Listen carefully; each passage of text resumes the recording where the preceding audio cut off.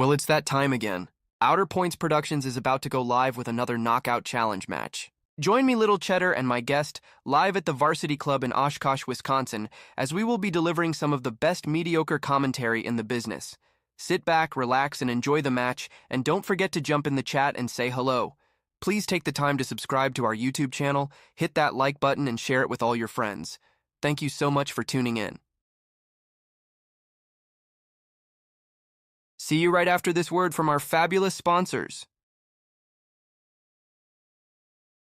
Dumper Dan's charter fishing fleet in the Port of Sheboygan is Wisconsin's proven charter fishing leader, running the most trips and catching the most fish. Enjoy great fishing for trout and salmon aboard one of our 6 fully equipped modern charter boats with experience and professional crews. See why Dumper Dan's is the most popular name in the industry. We offer fishing and lodging packages featuring the best in riverfront condos and hotel accommodations. Half or 3/4 day trips available, so call to make your reservations today or log on to dumperdan.com. Dumper Dan's charter fishing fleet, Wisconsin's proven charter fishing leader.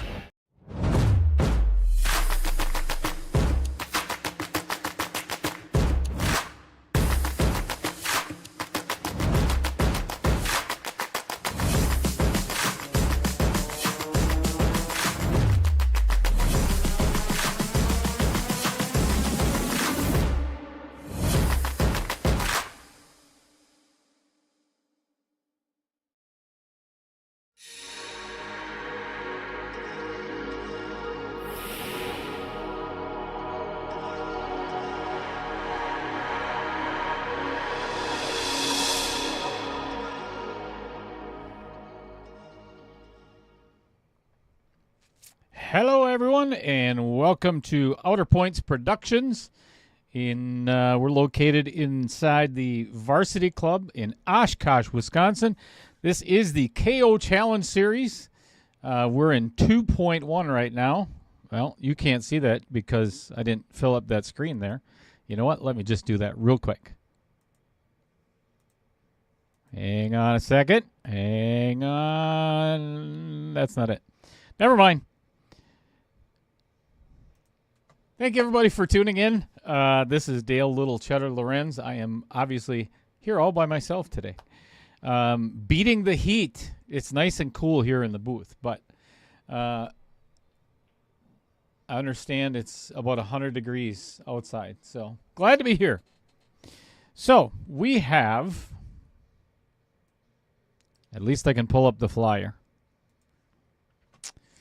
Zach Hagenkord returning for the 3rd time, I believe, on the stream itself, and Tyler Mosier, I believe, for the 2nd time for sure.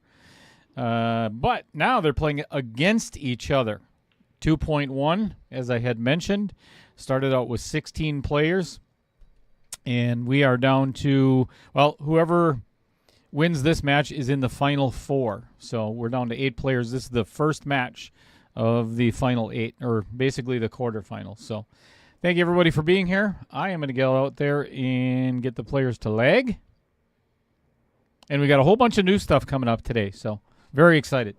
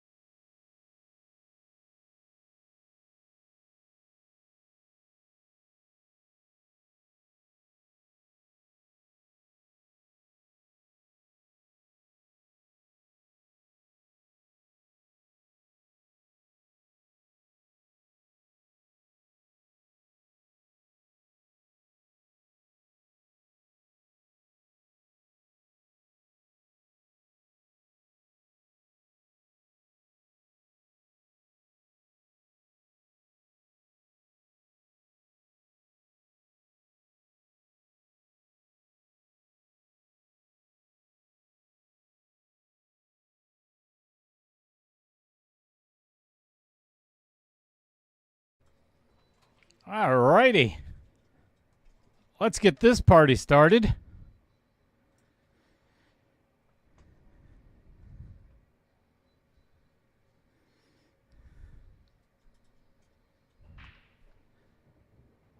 Well, as it states on the scoreboard at the bottom, we are going to start out with an 8-ball race to 5. This is alternate break. Obviously, Tyler won the leg. Really no rules to go over in 8-ball other than it is ball in hand. You can use any ball for a combination in the beginning. This is not ultimate pool. Rack your own. 1 is on the spot, or any ball is on the spot other than the 8. 9-ball. 3-foul rule is always in effect. No 9-ball breaks, but there is early 9s as long as the object ball is hit first. And we will go over the 10-ball rules if we get to that point. The reason being, 9-ball is a race to 7. If one opponent wins the first 2 sets, which is basically a race to 12, the match is over. If they split the first 2 sets, then we will go to 10-ball, race to 6.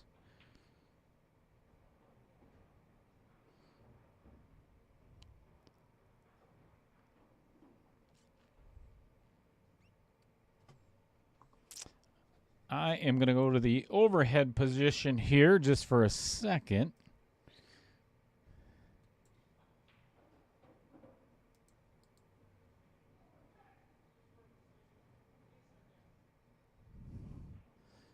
I have to try this. Yeah, that works perfect. I'll explain that after this rack.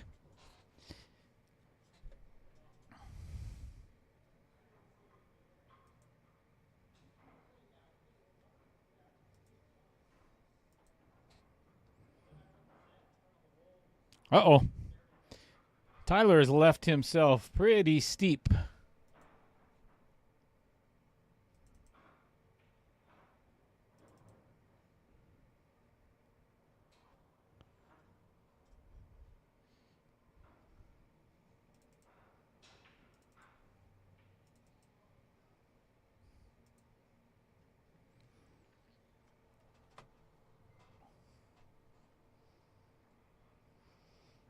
Fred Renner, number 1 in the chat today, followed by Chad Johnson,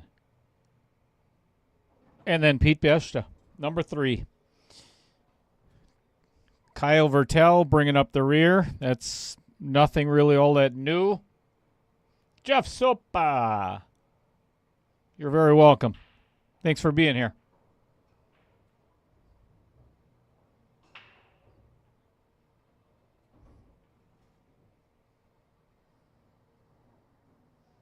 Ronald Jones saying, go get him, Zach. Old school. Looking forward to this match. Me too. You know, it's funny when the last match, I think, was Thursday night, and it feels like forever. When you do like 6 or 7 matches in a row, it feels like I haven't been here in forever. So,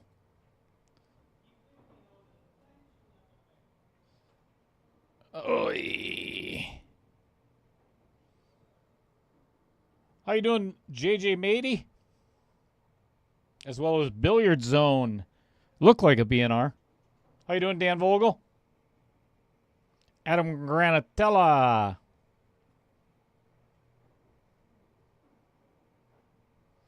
Good evening, Gary. Anybody been watching the Ultimate Pool Finals? All right, 1-0 in favor of Tyler. All right, while we have that up there.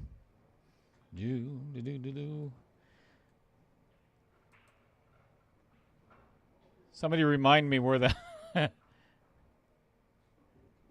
That ball just went in. All right. This is what's happening today for the first time. This is the first match this has happened. Just created today, as a matter of fact. It's called Pockets with a Purpose. So we have 6 sponsors for today's event, and I'm going to go through them. But every time the game-winning ball drops, the sponsor of that pocket adds that amount to the grand total, raising the stakes with every win. All of this money today is going towards the Ronald McDonald House charity event that we're going to have on August 23rd. So where you see the 8 balls is $8. Obviously, the side pockets are $9, and the pockets in the kitchen are $10. That is wherever the winning ball goes, right? So, give you a reason why, or an explanation. This might take a little bit here. Apologize. So Zach did break, made a ball, so he is still at the table.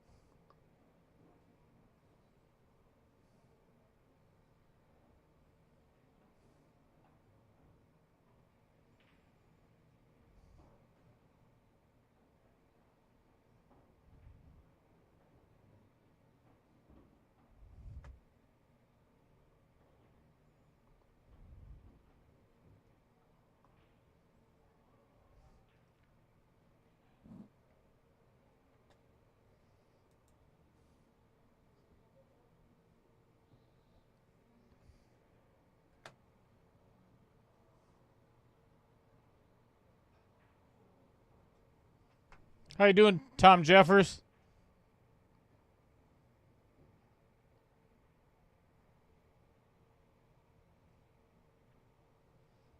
Good evening, Brian Bork.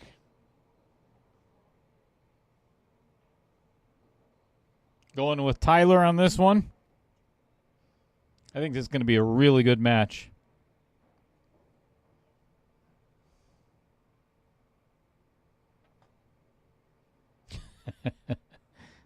Kyle Vertel. Yep, Zach is the best jumper in Wisconsin. Hopefully he's not going to have to prove it today.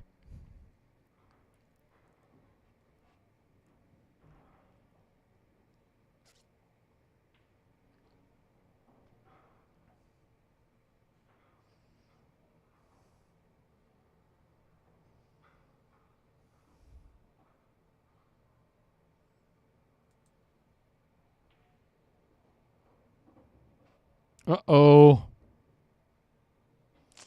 Uh-oh. All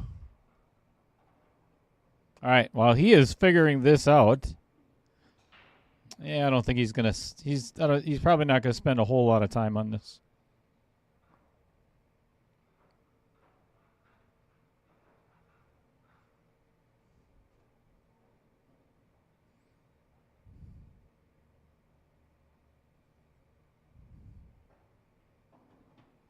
Heck of an effort. All right, well, he comes to the table. Here's the Pockets with a Purpose. In the top left corner, if the winning ball goes in there, Gary Tesh is donating $10. The bottom left, let me get rid of that for a second so you can watch Tyler shoot.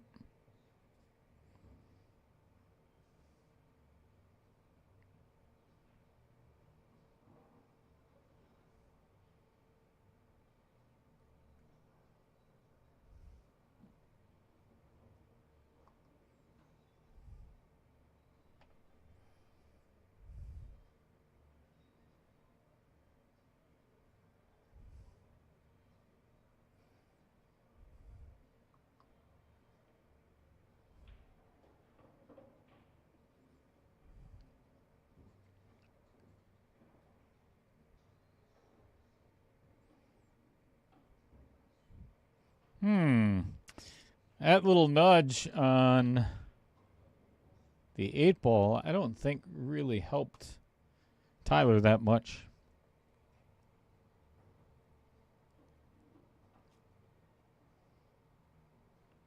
Yeah, old school.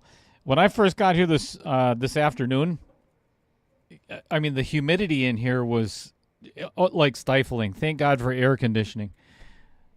And that was my biggest concern too. Is the table going to play slow as hell today? Nope. It still has its pace. Good afternoon, Peyton Foltz. Make sure everybody's liking and sharing on this god-awful hot day.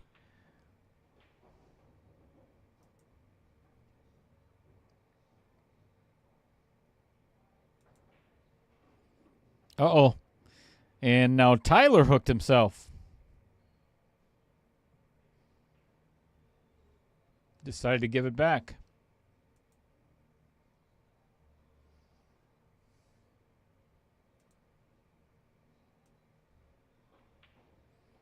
Good hit.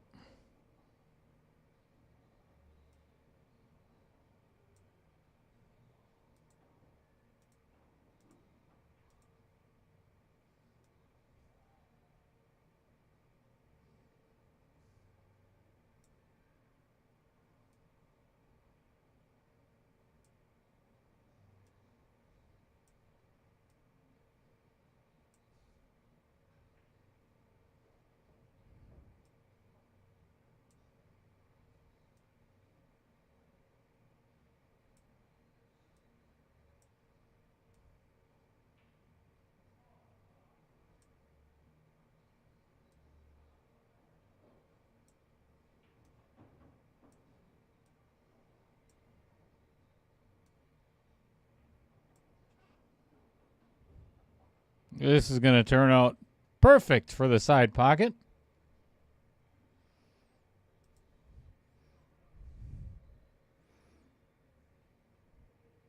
This is going to cost Todd Holzer another $9. And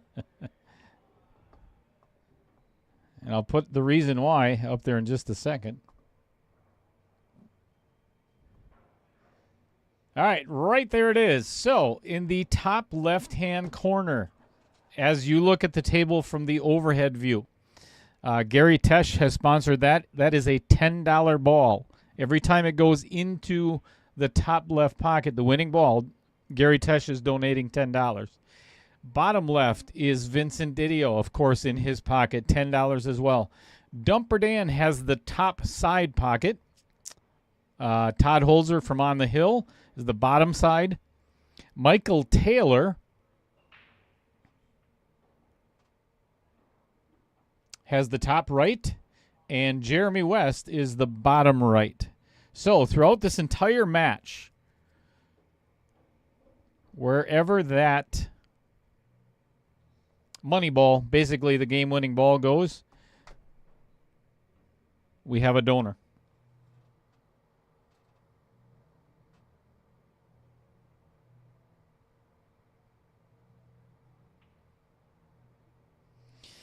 Yeah, Peyton, I watched that before I got here. The UPL Boston was fabulous. It's fun to watch.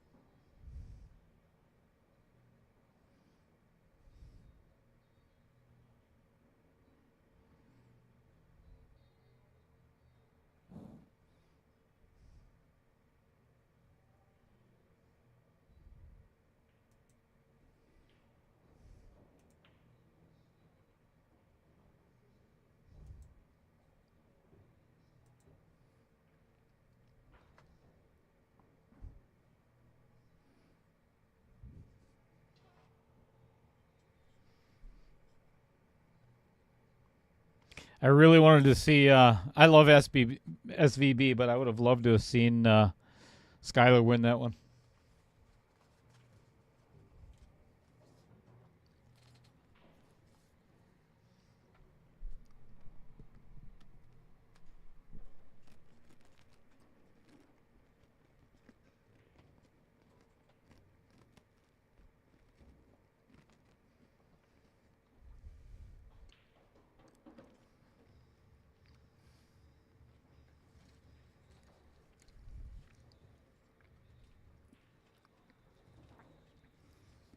I think Zach's kind of painting himself into a corner here.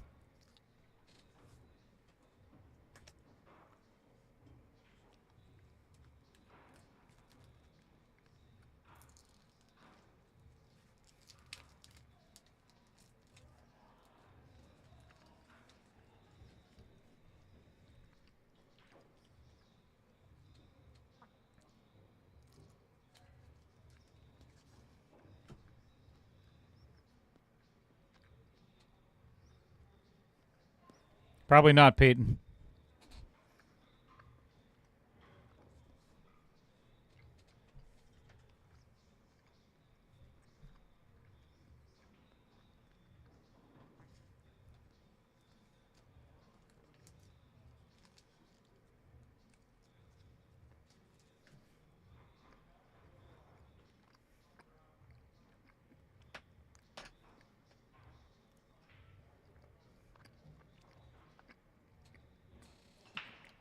Well, I'll tell you what.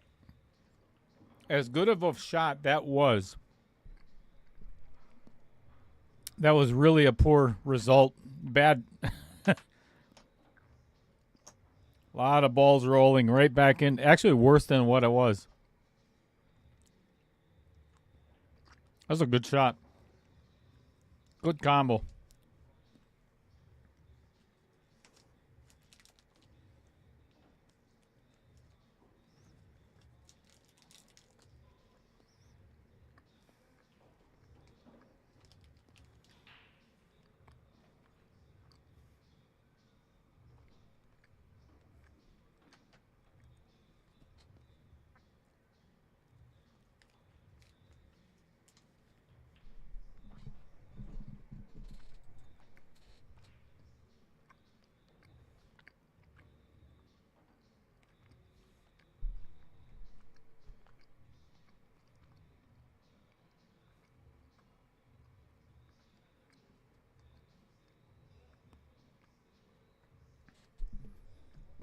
Well, I believe, yeah.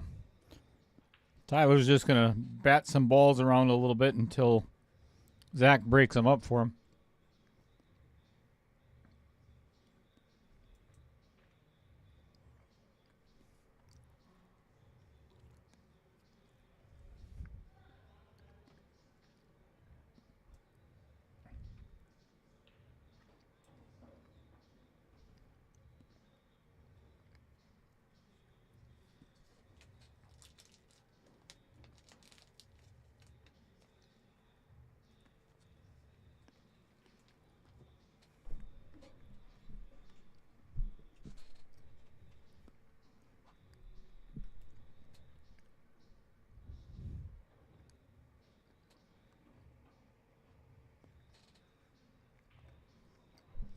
We might be here for a little while in this game.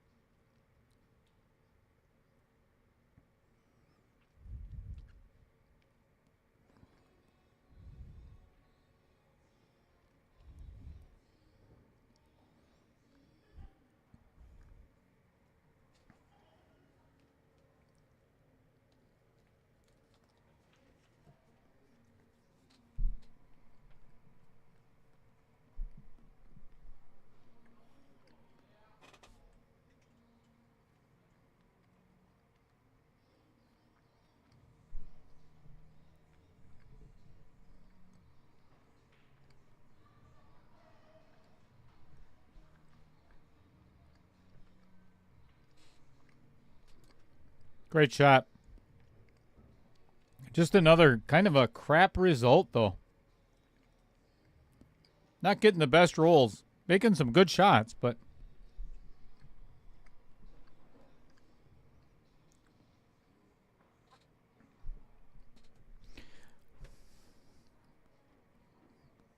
Nothing personal, JJ, but I think you're probably going to need a little bit more beauty sleep than that.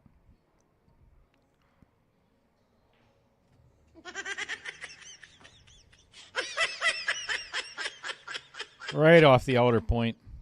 Oh, boy.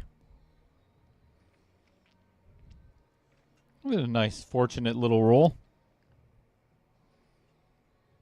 But broke everything up for Tyler.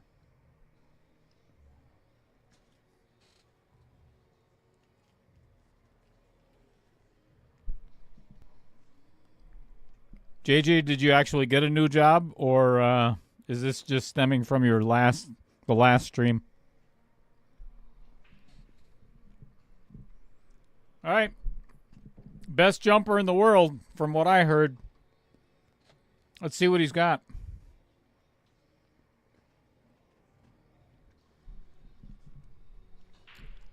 Up and over the top of the 8, banking it in the side.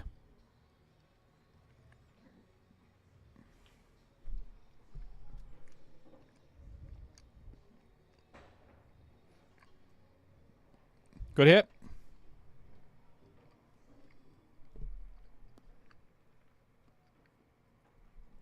Congratulations then, JJ.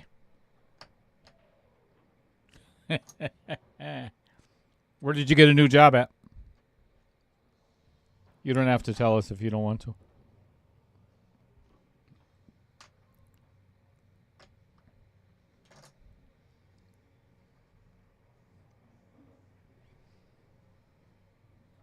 Mike Masevich suggesting the push jump safe bank.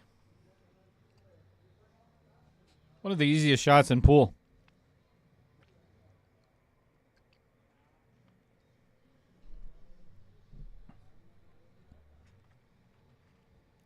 How's that new diamond table feel?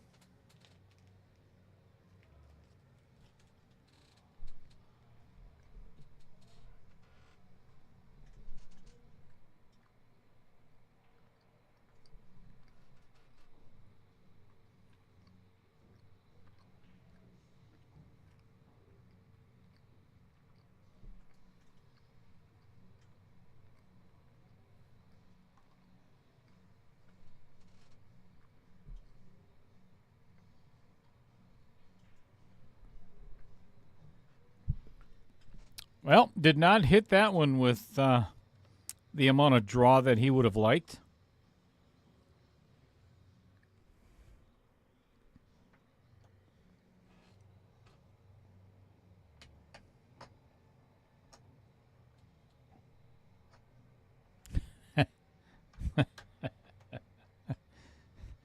Nice.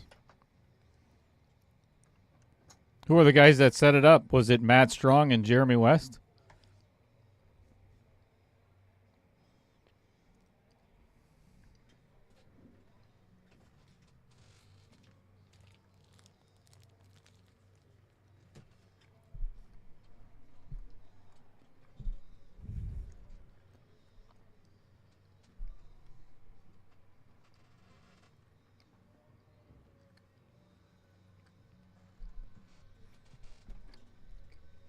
Well, it's a good thing that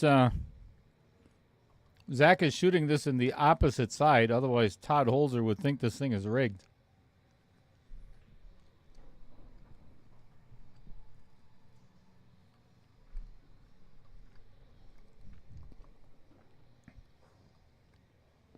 All right, so because that winning shot just went in the top side, Dumper Dan just donated $9 to Ronald McDonald House Charities. At some point, I will get a running total.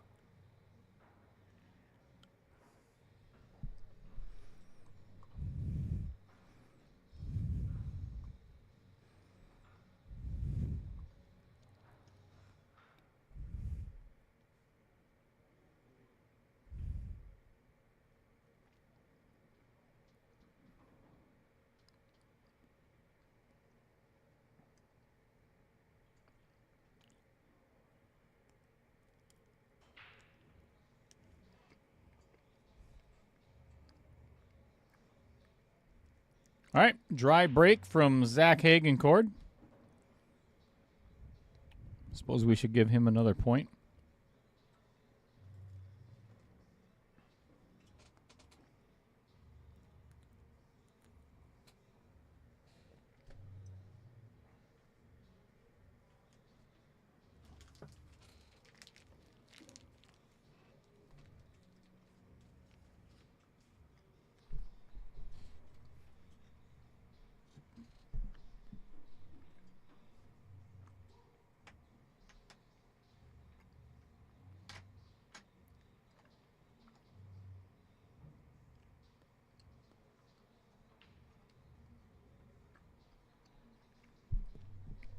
Congratulations, JJ.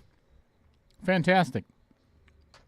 Best of luck on the next interview, if you get it.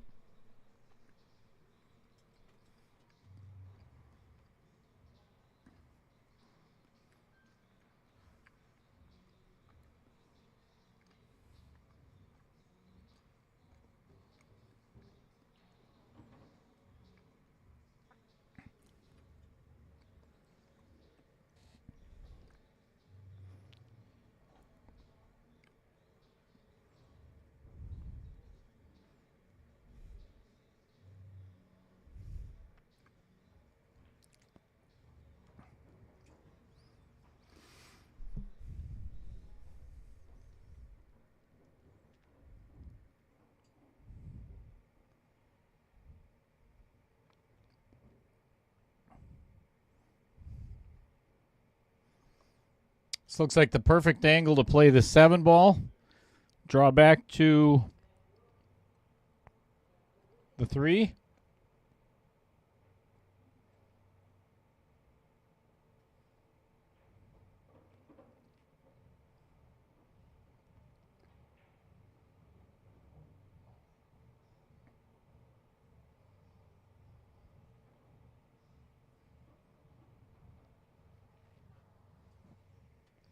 He's a little bit flat on this 2 ball and probably going to be jacked up over this 14. I don't know if he can get to the side of it.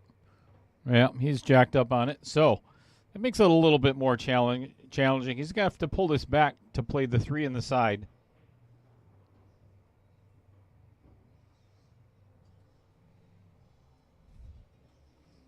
I don't think he has the angle to run into the 15 as a stopper.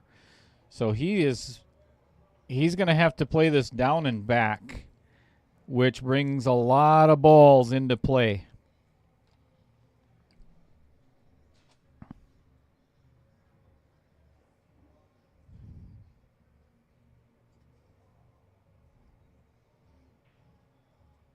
If he could get that cue ball right where that 3 is, he would be tickled.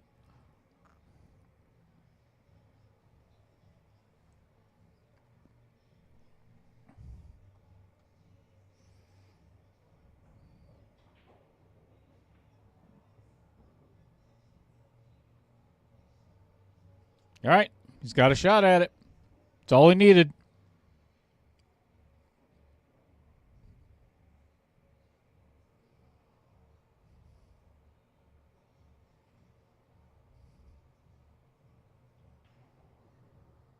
Oy, and overcuts it.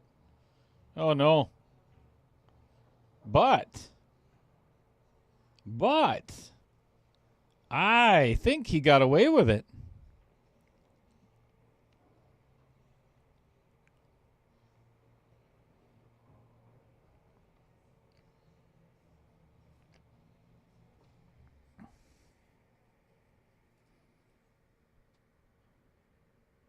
Yeah, the only shot Zach has right now is that 14-9 combo. And the rest of the rack, if he can make this, is not too bad. Everything's pretty much out in the open. 13's a little close, but...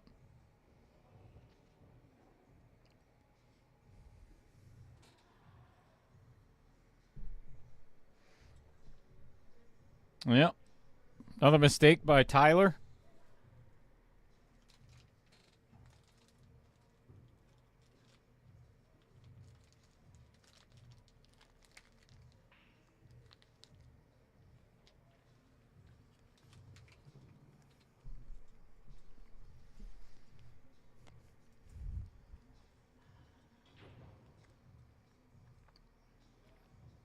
Right there is the pockets for a purpose totals.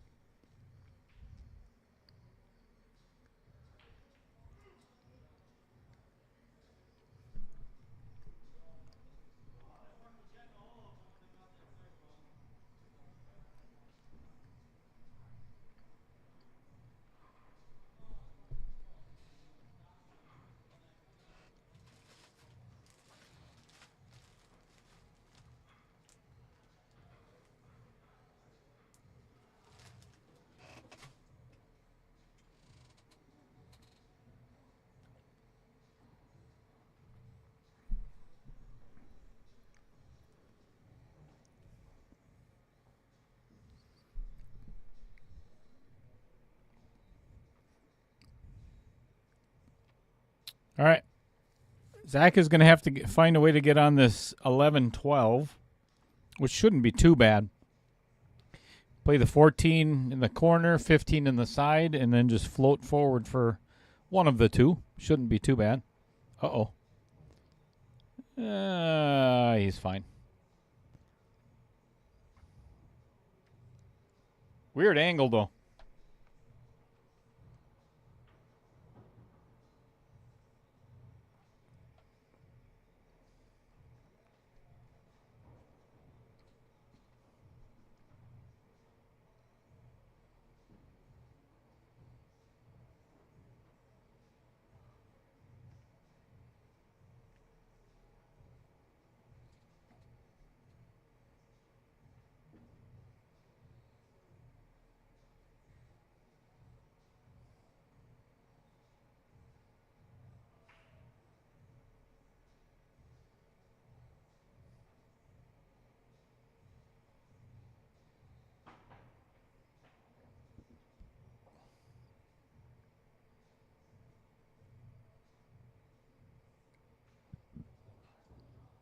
Yeah, he's got a shot, but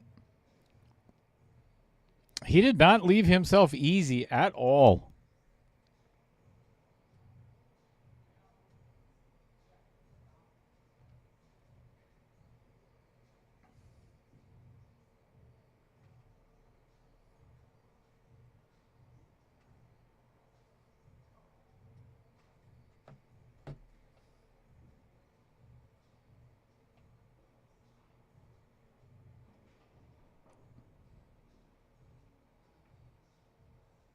Smart shot.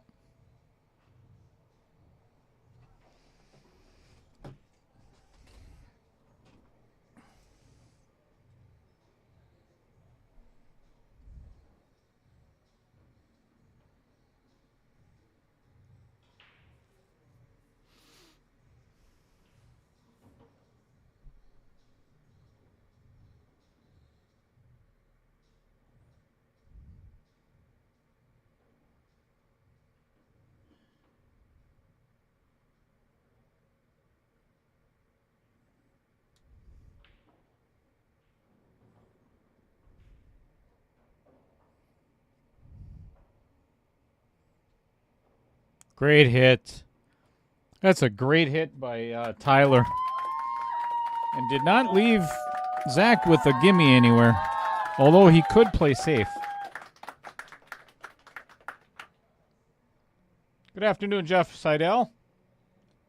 Maya Hoekstra tuning in. Thanks, everybody, for being here on this blazing hot Wisconsin June afternoon. All right, he did call safe. This is a smart shot. I like this. Instead of going for that 12 ball, or actually even going for the 11 on the side is not a gimme.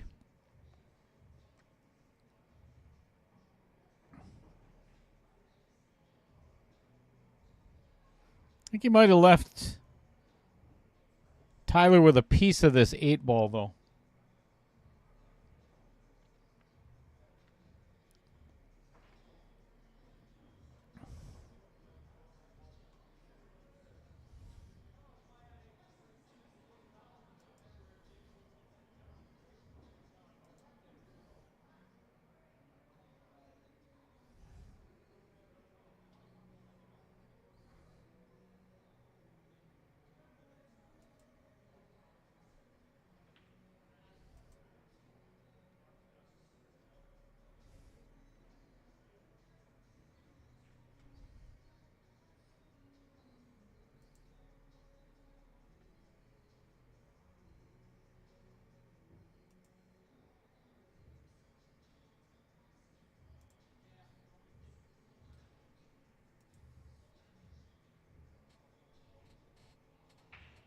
Not the worst leave.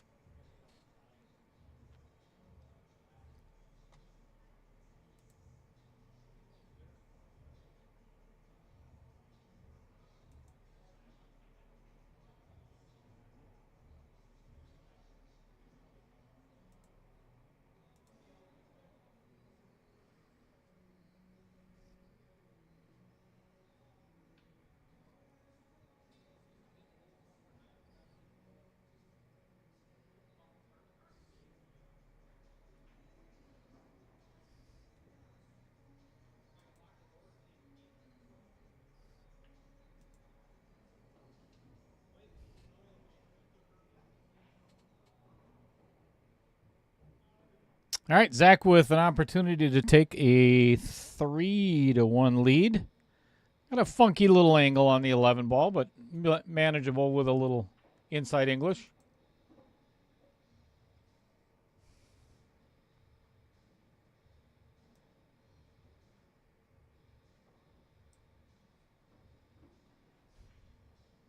Oh, and hits it perfect.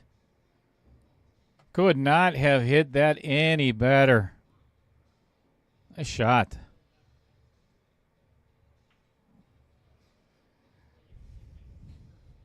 Three to one.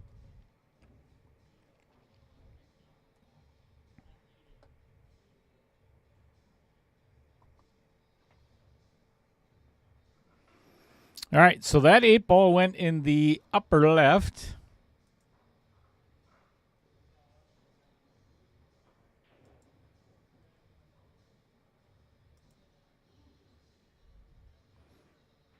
So that is a donation from Gary Tesh of $10. We'll add that to the total. 4 games in, 4 donations.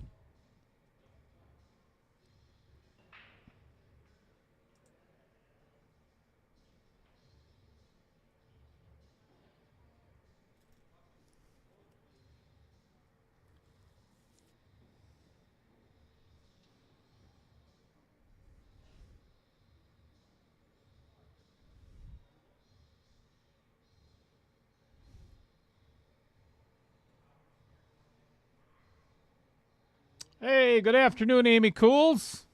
How are you today? Other than hot as hell. Sean Johnson, good afternoon. Almost evening. What's going on, Derek Sitzman?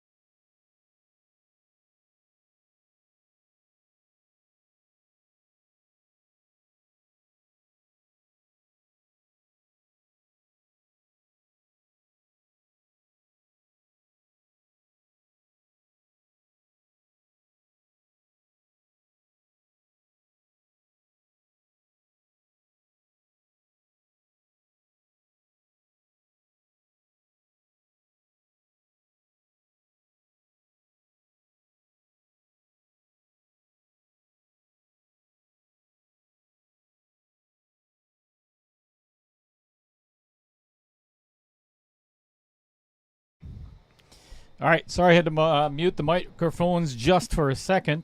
We have a guest commentator, if you will. If actually, by show of hands, in the chat, I'm going to give it a couple of seconds. Who knows the name Jerry Stuckert? Am I pronouncing that correct? Yeah. Stuckert. You pronounced it perfect. But who bet is Jerry Stuckert, folks? Well, I recognize 1 or 2 names just on there.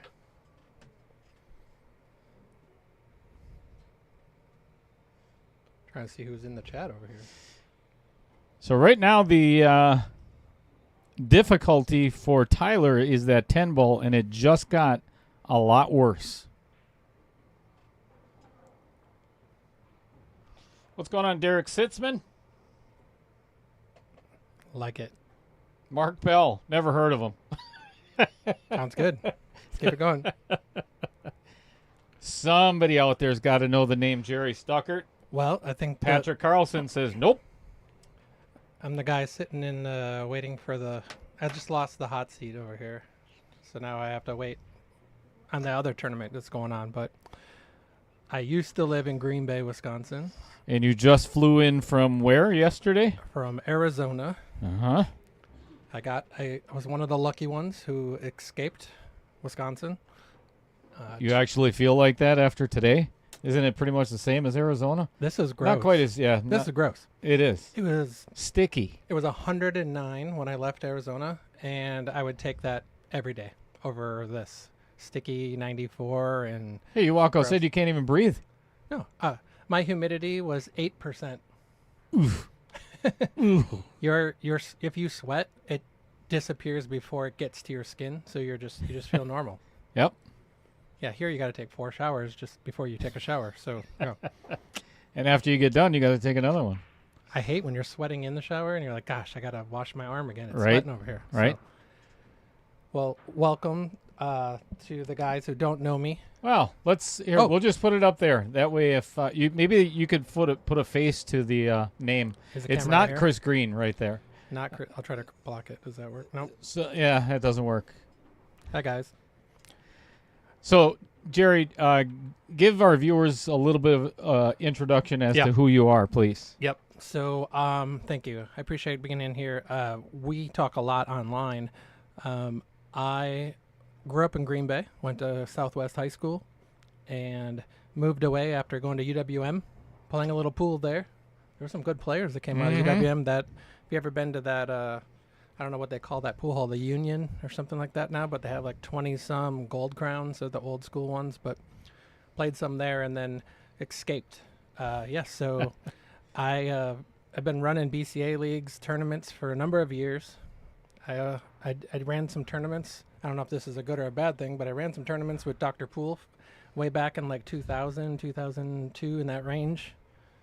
And We kind of like Dean around here. Oh, Some okay. people like him, some people don't. yeah, It's like everybody, you know. he does a tremendous amount, love it or hate it, and I know all about it because I sit on the board of directors for the WPBA. Mm-hmm. And I've been running tournaments for 4 years for the Pearl women. I ran all the Predator events back in 2022, which was really cool. I got to travel all over the place. Ran the Canada Open up in Red Deer, Canada. Sure. And I would literally showed up to Red Deer, and I thought I was in Green Bay. That looks similar? Looks exactly the same. And the people talk just the same. They just have a little bit more of a Minnesota twang to the accent of Wisconsin, but pretty cool place. And got to go to do a lot of stuff like that. Went and ran the Puerto Rico Open. I ran the World Men's 8-ball. That was awesome to be the tournament director for that. And because I was running the women's event and the juniors alongside it, so I might as well just throw another one in there, right? So now I'm back in town for a couple weeks because I'm running the Women's World 8-ball Championship starting on July 2nd. And So if you're not aware of what tournament that is, it's part of the Roy Skinador Memorial Tournament Yep. at Oneida Casino. Exactly. So all of the ladies, there's 2 from each country that are going to be in Green Bay. It's the biggest women's 8-ball event in history, in my opinion. I think it's going to be phenomenal. It is. I'm kind of a nerd when it comes to the statistics and the digital pool and all the stuff. I ran the numbers of every women's event since 2000 of the quality of play. Now it's hard to gauge back in the day when there was no ratings for them, but the average of the 64 players coming, their average Fargo is a 687. That's the average. We have 21 players over 700. If you put that into kind of the same scale as the men's game, that that's about like having 25 800s playing a men's event. Isn't that incredible? It's gonna be phenomenal. And I'll say one thing that I don't mean to correct you, but Nope. it's not 2 for every country. It's not the Noah's Ark. We Wait, I have something for that. Hang on. 2 by 2. So, yeah, it was a very unique situation. So we had to work with the WPA, like them or hate them, and what we did is we invited the top 32 ranked in the world players, and then some of them couldn't make it, and a couple countries straight up decided not to come to the United States right now because it's not a friendly nation for them. So that's all I can say about that. Okay, understandable. So we have, I think it's out of the top 32 seeded players, it's the top, it goes down to number 40 in the world rankings. So the top 32 of the top 40 are coming to the tournament. What a treat for Wisconsin. It's and amazing. if you don't already have plans for 4th of July weekend, make it up to Green Bay to watch this event. All the ladies are going to be at Lambeau Field on the 2nd. Is that correct? On the 1st. On the 1st, yes. Yeah, we're doing the opening ceremony, and we have a couple surprises. We have a couple Packers that are going to be a part of the opening ceremony, and it's kind of like a more humbling, fun thing for Dean and I, Yeah. more than anything, because a lot of these players don't know who Green Bay Packers are. So we have a legendary Packer coming, and we have a current second-year player. That's the only hint I'll give you. That's fantastic. And that's going to be part of it. It's Lambeau Field. We're doing Olhausen is our table sponsor. And they're bringing 4 Olhausen tables into Lambeau, and they're going to have them up on the 4th floor, and they're going to be doing a kids clinic. I posted it up in the Wisconsin pool players group. They're doing a kids clinic with like 15 of the top women in the world and Jerry Bryceth. Wow, what a treat for the kids. And I think it's free. I'll have to look that up exactly, but if you have any kids out there that want to just experience something like that, come. I think it's like noon to 2. The information is on a couple different posts. It's also on Dean's drpool.net or whatever it is. I wish I would have seen that earlier, Jerry, because we just had a junior event here last August. Okay. I was hoping to get maybe 10 or 12 juniors, ended up with 31.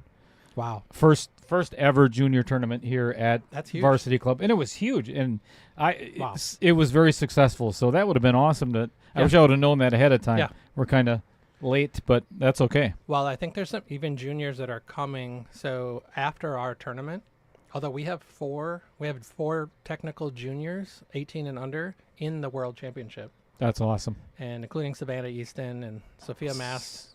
Is Sam in it? Is Sam under 18? Henderson? Sam Henderson? No. Sam Henderson's a boy. Oh, yeah. I'm sorry. Duh. I was like, I don't know who Sam is.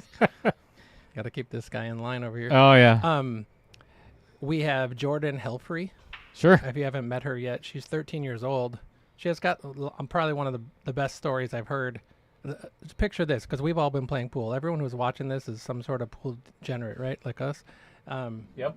And she had never played pool, has no pool in her family, nothing. She's not even been around a pool table ever.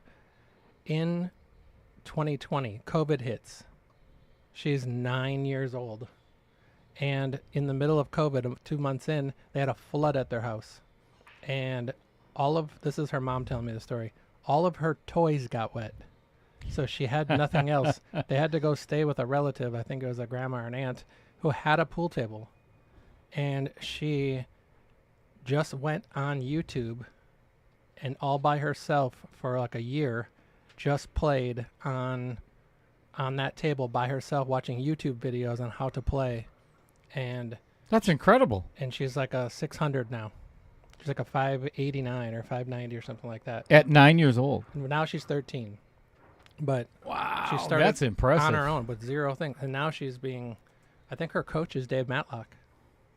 The legendary Dave Matlock, who's like 71 years old. That's impressive. Yep, because just super humble and fearless. So I'm excited that there's going to be a lot of players coming. So I think some juniors that are playing there's a big junior tournament coming up the week after the World Championship, and it's going to be in Quincy, Illinois. And alongside, so I think a lot of players are coming up just to see the World Championship, and they'll be around as well. So I've told them about varsity, and we'll start. I pitched you some players. We'll start trickling in.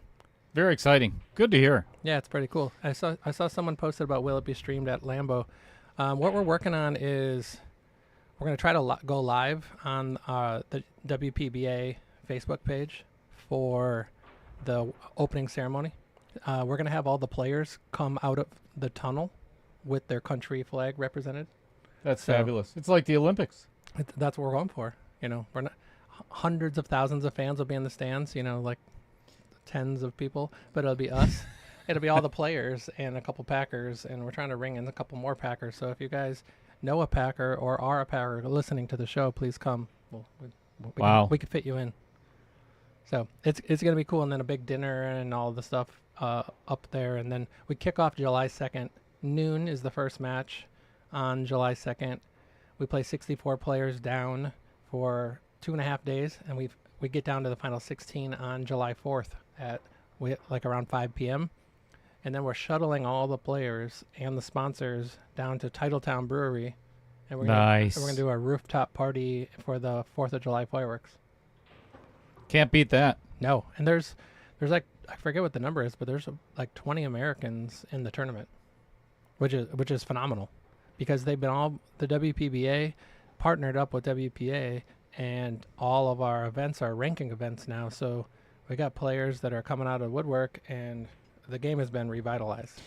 Working with Tyler and Margaret over the last several months with UPL and everything else, we see each other or talk to each other almost every day, and I'll tell you what, Margaret is so excited for this event. Oh, she cannot wait. She was here when I got here today. She was playing 8-ball over there on table 9. Steyer's table over there. Steyer's table with the black set. We're using those Aramith black set.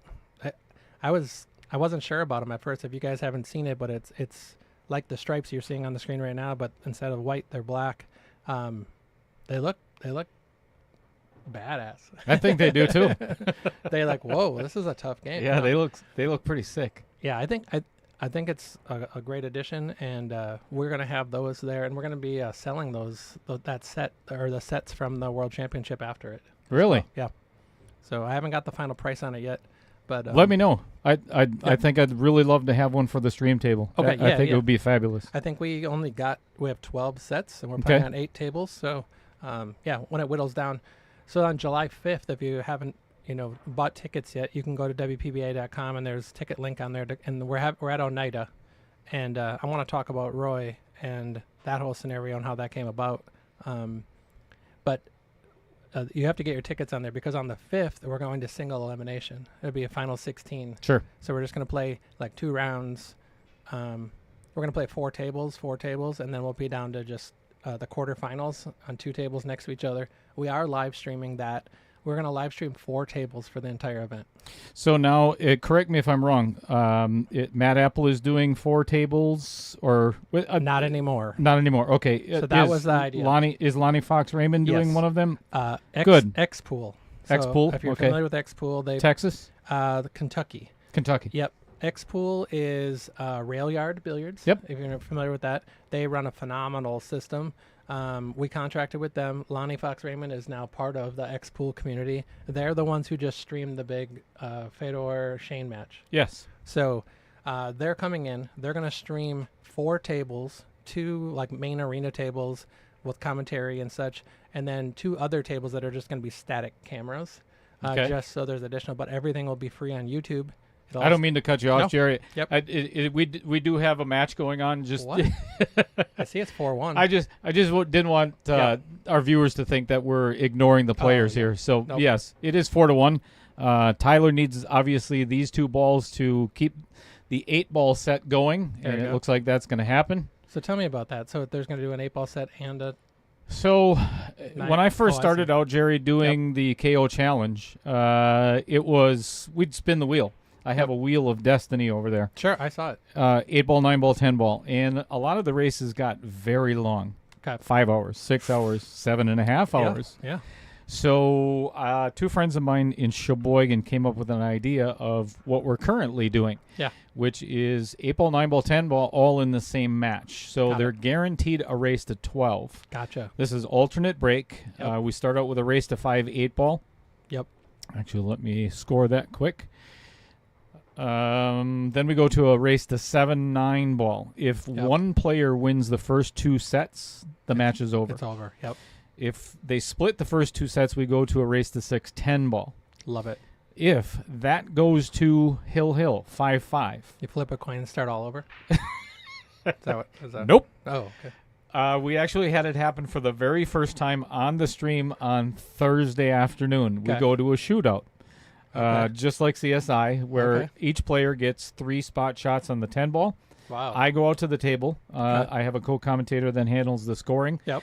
Actually, as long as our viewers are here, this is what it kind of looks like. You might have to switch to the UPL spot shot or this shootout. I'm going to have to at some point. It's so much more fun. I played both. I ran both, and the spot shot, I mean, if you get someone who's just a really good offensive player, great. But watching someone do a 6-ball shootout, it's a blast. And run around with like a chicken and a head cut off. You don't realize how big the corners are on the other side when you're trying to round it really fast to get to the other side and shoot a ball. We might end up doing that on Sunday. Yeah. Next week Sunday. Oh, yeah, yeah. So, and again, if you didn't, I'll finish off with, this is kind of our shootout. So they each get 3 shots. If it's tie after that, I got it's sudden death. Ooh. So 1 shot each or 1 inning each. So it was a pretty lot of exciting. That's a lot of pressure. It is. And for amateur pool players, it's been a lot of fun. I mean, how many players haven't really been streamed before and then have to come in and play a match, and then all of a sudden you put the heat on like that, or down a set, with your life on the line to try to come back? Are they putting up their own money into this, or is that like a tournament? So the way this works, I've been doing this just a little over a year now. Okay. And the reason it's been so successful is the flexibility for the players. So I'll give you an example. The tournament I'm running, aside from this, started with 64 players. Okay. It is single elimination, $265 entry. Wow. Long race, obviously, but the players have 2 weeks to schedule and play their match. Love that. Whether it's a Monday night or a Thursday night or a Friday afternoon or whatever the case may be, as long as my schedule permits it, they all get streamed. So once we get down, to give you an example, this tournament, the other tournament that it's a $4.99 and under, first place is $8,000. Oh, that's all? For amateur. Shush. It's not plus a trophy, plus a jersey, plus a lot of other things. Plus they get to play pool. Correct. So it's been a very successful format, and I'll tell you, I have so many people to thank that are standing behind me that have helped along the way. Well, you have quite the production. I heard you had 4 or 5 different tournament directors that kind of run stuff here at Varsity and run different tournaments and different. That is a phenomenal way to not burn out a tournament director. Correct. So how many times have you seen a really good tournament just die because that tournament director is just done? You know as well as I do, it's one of the most thankless jobs on the planet. How does that not fall? That was a really good shot. A little thick. Tournament directing, thankless job. League operator, equally. Even more thankless. Yeah. Being like part of the board for the WPBA is a volunteer job. It's super rewarding, but also there's very difficult. Same, right? There's a lot of people with a lot of voices. So, me as a pool fanatic, I got into it because I get to talk to the greatest pool players of all time, and it's great when Allison Fisher comes by and is talking away. Or my wife is not a pool player, like a lot of people out there, and I was running the Soaring Eagle tournament in Michigan. Yep. And my phone rang, but I had to go make a shot call at the same time, so I handed the phone to Allison Fisher. And it was my wife. And, they just decided to talk to each other for like 20 minutes. And afterwards, my wife's like, I'm not even starstruck, but I couldn't tell if it was Kelly Fisher, if it was Allison Fisher, because the accent. And she's like, I was so nervous. So if you remember, most of Allison's cues are made by P. Shower. Yeah. And Steve, Matoxin. Yeah. was the one that designed her last cue. Love that dude. He just passed away 2 years ago, and one of my all-time favorite memories is it was up in Wausau when you had the finals there 2 years ago or 3 years. Yeah, the Tour Championship. Tour Championship 2 years ago. And at the end of the tournament, I went up to Alice and I told her about Steve and everything, and she's like, "Oh my God," she didn't know. Oh, but she gave me did a video for Steve to see. Really, I have goosebumps right now. I was in tears. I mean, I was just bawling my eyes out because I took it to Steve in the hospital before he passed. And it was one of the highlights of my entire life. Yeah. Because Allison Fisher has been my favorite player my whole entire life. Oh, she's the GOAT. I'm 58 years old, so I watched her on ESPN and everything. So she's the straight up GOAT in all the ways, and just listening to the knowledge of pool and she is talking a lot right now. Oh, that's a good shot if you can slow down. Ooh. I don't think you can cut this 6. You could cut this 6, but you're going to run into that 7, 14, 11. I have no idea what's going to happen. So that voice in the background, folks, if you just tuned in, first of all, thanks so much for being here. That is not Chris Green. It is Jerry Stuckert of the WPBA. Works with Dean Raisler very often. As a matter of fact, Tuesday morning, we're going golfing. Oh, you are? Me, Dean, Tyler, and Margaret. Oh, yeah. Where are you going? Oshkosh Country Club. Nice. That's the word I've heard anyway. You overcut the 6.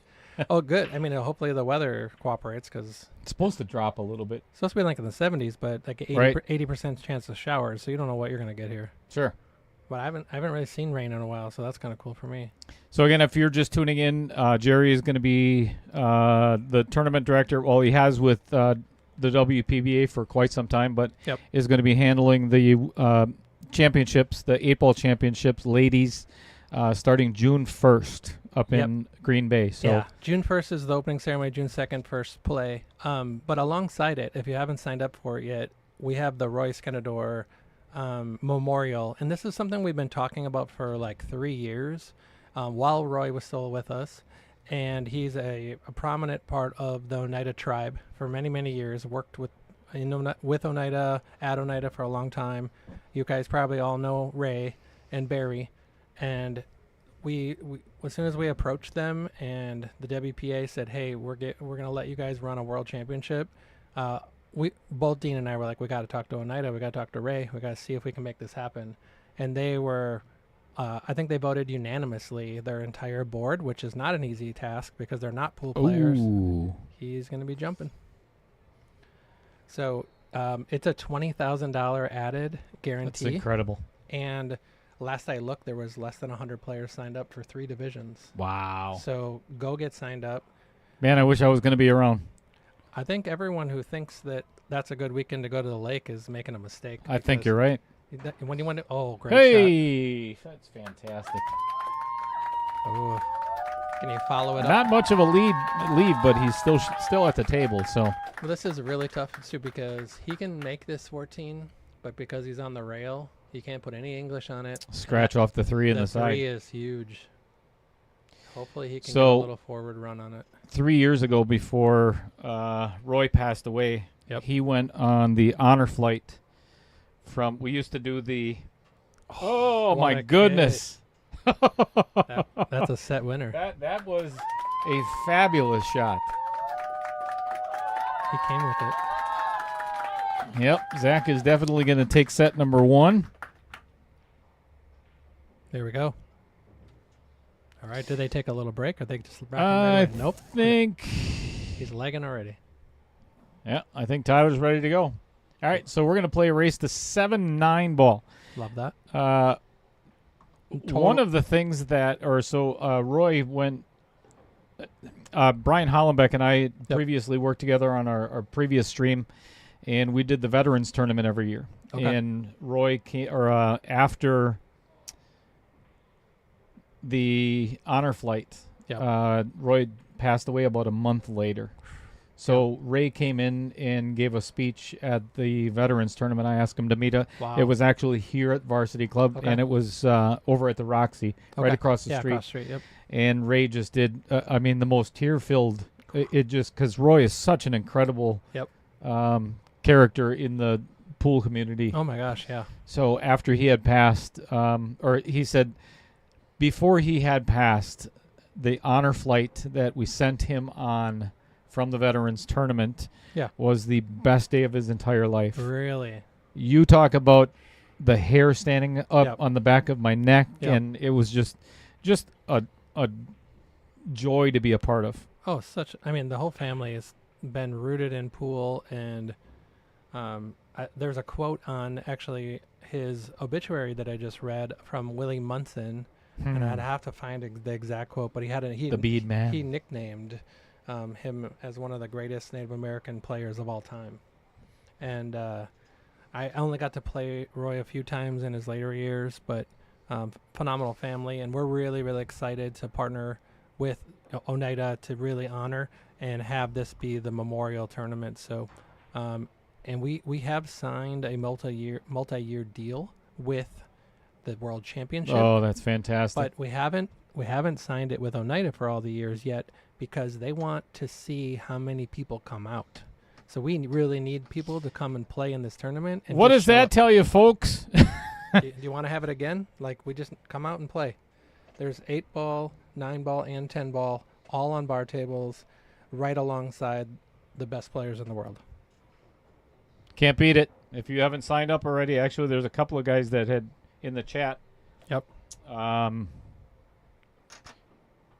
Sorry, Fred. I didn't mean to make you.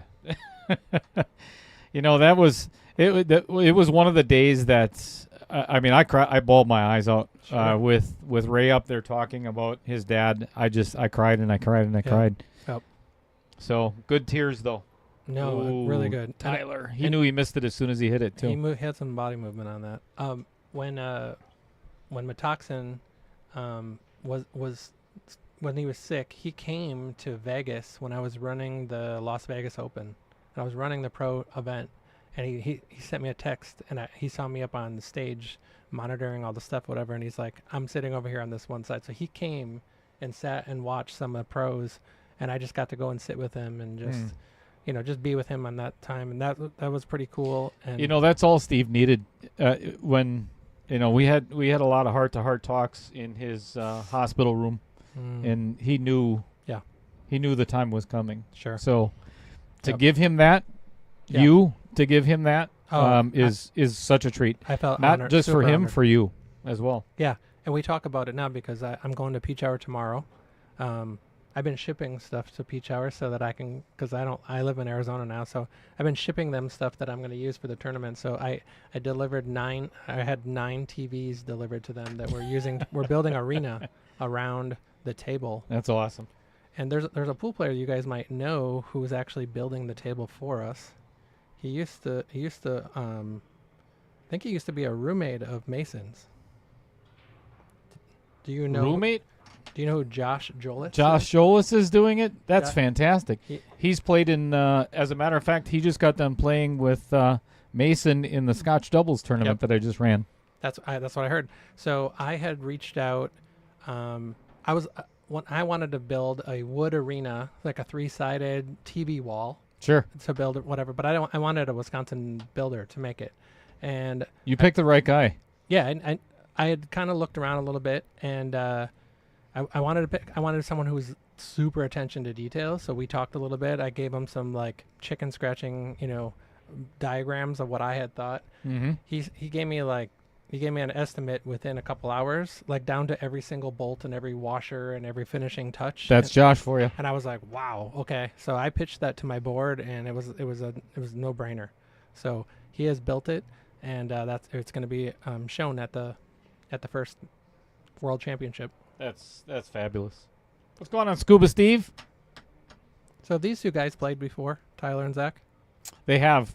They're roughly from somewhere in the same area up north. Okay. I don't know how much they play. Zach is from Anago, and Tyler is from Clintonville, I believe. Oh, nice. Yes. Get a lot of players that play that are way up north. The KO series has drawn people from as far as 5 hours away. Okay. Upper Michigan literally a 5-hour drive. Sure. They're coming from all over the place. So Escanaba or Marquette Yeah. or something up there. it's This is a tough shot here. He's going to try to draw all the way back to the end rail. I'm very, very grateful for the momentum this has been built by the players. Well, it's a testament to the work you put in to make this, such a success, and it's a great environment to allow them to play around their schedule. So Yeah. if you got players that are signing up from everywhere trying to get in it, that's really, really cool. Oh, he's gonna slap it in. Oh no. This is a tough one here, because even if he back cuts this with some outside English to kill it off this rail, the speed is going to be so fast that it's going to come at that 7 ball. Mm-hmm. He might cut it in the other corner. I think he's just gonna float this. Oh, you're talking about the go bottom right. I was going to say, I think bottom right. I personally would back cut it, like that. But with him, Kind of a two-way shot. it's going to be really good. Except that 8 ball is not great. Whew, this is a tough hit. What do you do here? 7 rails. Ooh, it's got to be at least 7 rails. Carry the 1. Yep. I'm really not sure. I mean, No. You're giving you can't jump over the 8 and 9. You're not going to have enough momentum on the cue ball to get all the way back down there for the 6. You do one of those jack up shots, shoot away from the 7 and hit the rail and have it bounce like over. I don't know if you could get that much on it either. Well, so if you're a player in this situation, You're talking about, down here by this chalk, whew, no. never happening. Well, interesting. If you're in a spot like he is right now, he knows that he can't hit it, so he's going to try to make it hard to get out. And you had 2 choices there. He could have kept that 8-9 where it is and cleared that 7 out so that he didn't have an easy breakout shot. And he decided for distance, because now he's going to go up and back on both of these. So Mm-hmm. do you give yourself a nice little angle on the 7, and your speed control at that small angle is going to be hard to get perfect on the 8, but you got a lot of space to work with. Yeah, if he leaves the cue ball where he can actually cue inside of that pocket, it's going to make it a little bit easier.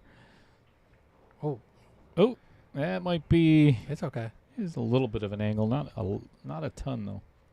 I spin the He's ball all a right. lot. I would low outside this and 2 rail it back around and come to the other side of the 8. Same. But some people like to do that. Yeah, he's doing that. Let's see if he can get enough on it. That'll work. You can't hit that better than that. Nope.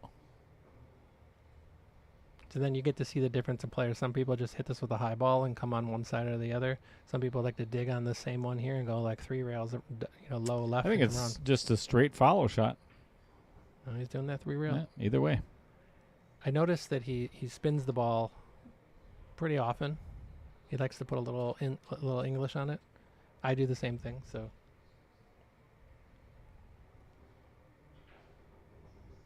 is this the first game still? Yes, it is. That's surprising. Yeah, especially for 9 ball. No, it's been pretty quick. I gotta check my bracket over here to make sure how many games I got until I get to play. You said you did get the hot seat or No, did not? I dropped it to Tyler. Tyler Westhouse? Yes, I think that's how you say it. Mm-hmm. He played good. I couldn't get out of a wet paper bag, so we played 8 ball. Do you play a lot on a bar table, or you're on playing on 9-footers quite often? I'm a bar table player, for the most part. Although I have a 9-foot diamond at my house. I grew up in Wisconsin. Everyone's a bar table player, right? That's where you have to be. So bar Yep. table 8 ball is my favorite game. It's just not. There's just not a lot of tournaments for it, especially down in Arizona. Not a lot of 8 ball, and there are pretty much, I would say, almost 50-50 big table tournaments and small table tournaments around by us. So I try to play the big table events when I can. Feel like you get more chances. But there's great players. We live in one of those areas where a lot of road players come through. Yeah, turn that light on so everybody can Oh. see who that is. Hi guys. I'm like, So you actually got a question. Are you still playing in Abrams next weekend? oh yeah, is this Tommy Lemire? I believe so. Oh yes. I've never been to that room before, so that's my plan at this moment. That's on Saturday. Yeah. It's a 1-day tournament. How many players do Abrams you get? has the population is 27. Oh. So yeah, Abrams. So it'll be a full 32-person bracket? Correct. Abrams is not a big area. No, So, I've driven past it before. and you blink and you've already gone through it for Oh. sure. Well, that's the entire state. We went out to dinner in Sturgeon Bay last night with my family, and it was delicious. We went to that Nightingale something, I don't know, but they have prime rib, and I had the beef tenderloin. It was amazing. Fantastic. Oh, Scuba Steve. Oh, yes. Now I know who you are. Yeah, no problem, Steve.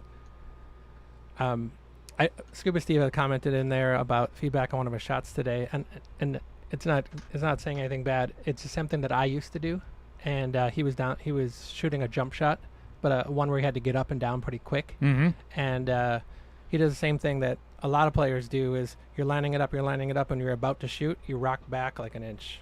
Like you rock back to take the shot. Well, then you've changed your spot, right? Yep, So for sure. And he did that, and he actually cleared both balls because he's now at a different trajectory than he was lining up for. So that's pretty cool that he was open to me just giving a little bit of feedback. So appreciate that.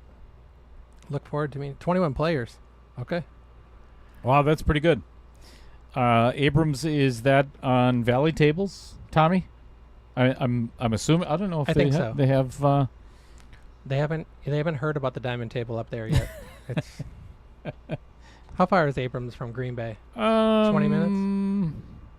I'm not even sure from Green Bay. Yeah, probably about a half hour. Okay. 'Cause I'm staying in Green Bay, so that's the plan. And then I'm coming here on Sunday to play with you. And we are looking forward to it. And what Jerry is talking about is this right here. Boom. And three of us are. We're in even on in the building. same team. Yeah, and Chris is just right outside the door. Oh, He's yeah. on our team too. Oh, yeah. And Margaret was here when I got here, so It's going to be a fun event. I didn't talk any smack to her. So you should have. I'll wait. So Tyler and Margaret. Oh, by the way, I wish I could actually put this on my stream right now. I could if I really wanted to, but Okay. I'm going to read what Jerry put in our group chat this morning, just for the heck of it. I thought that was off the record. Where is it at? Here we go. Yeah. Oh, what a shot. He's carrying the 9-ball into the side pocket. Oh, we should really turn that light out. Oops. Too much? That makes it one apiece. Watch this. That was easy. Watch this replay. The 5. It nicked the 5 as well. Wish I would have been ready with my instant replay. It's my fault. You were looking up a snarky comment I made on.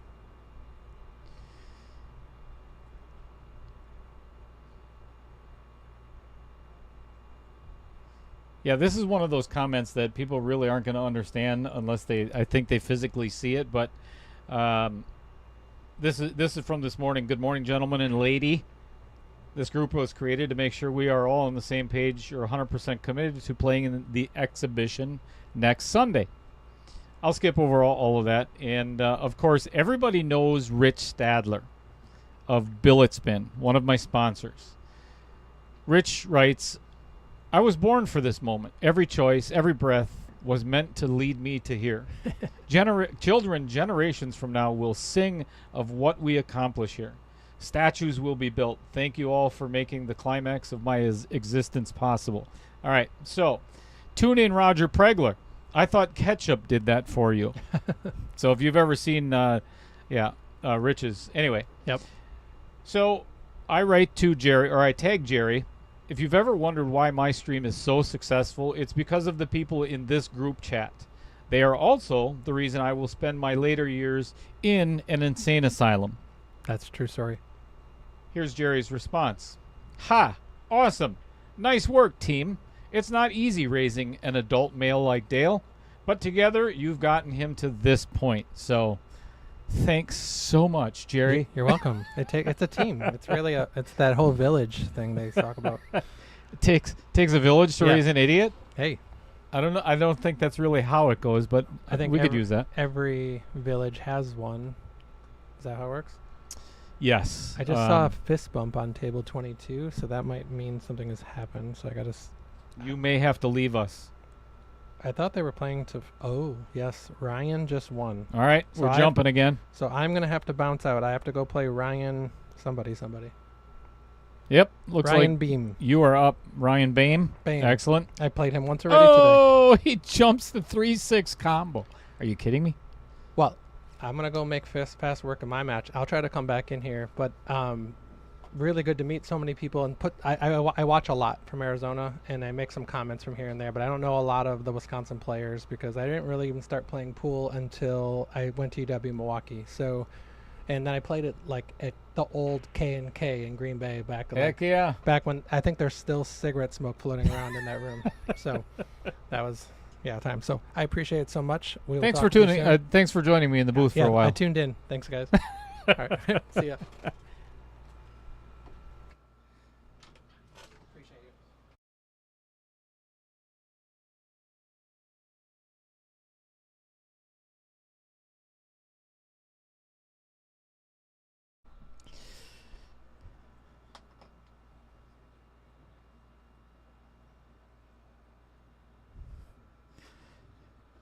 Well, that was a nice treat having Jerry in the booth for a little while. He is going to be here for a couple of weeks, obviously. Roger Pregler giving me the one finger wave just now. Thank you very little.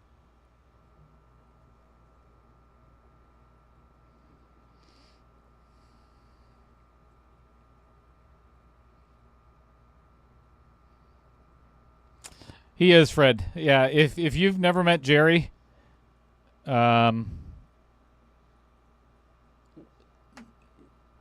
I are very like-minded. You know, we're in pool for the same reasons.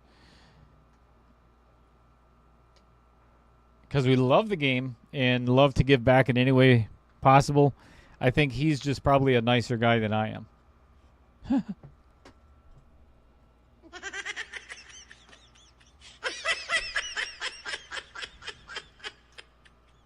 I am going to have to go back and review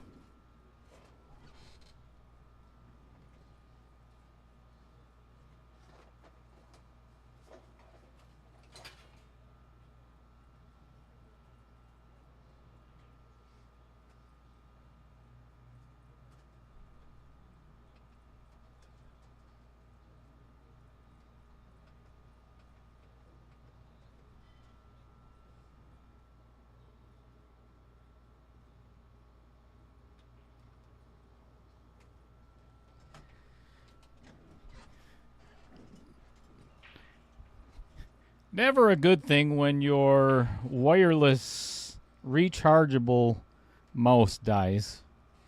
You can't do anything.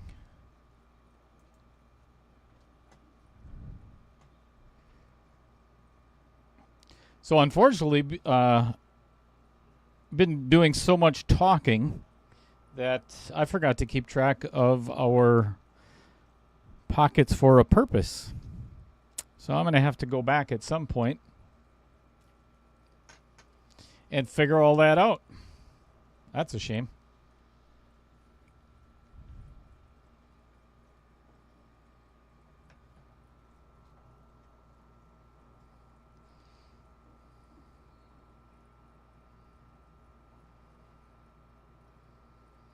Yes, Patrick Carlson. He is the tournament director for the WPBA.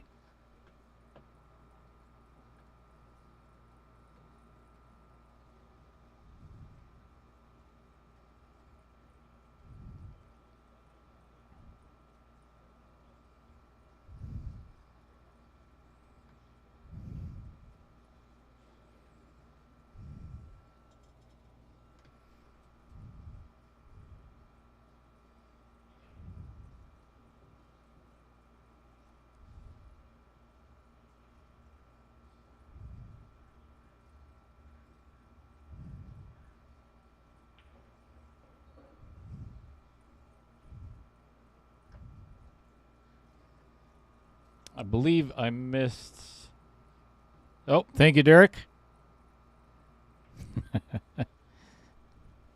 Yeah, slacking in my duties today.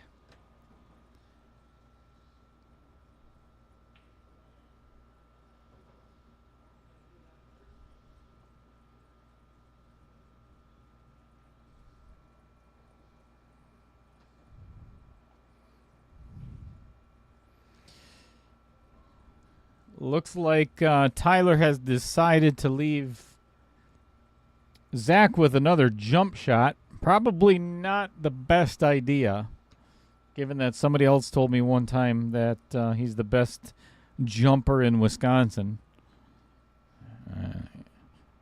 And I'd love to take him up on that. Well, he's going to have to do it again, because he is stuck right behind the 8 and 9.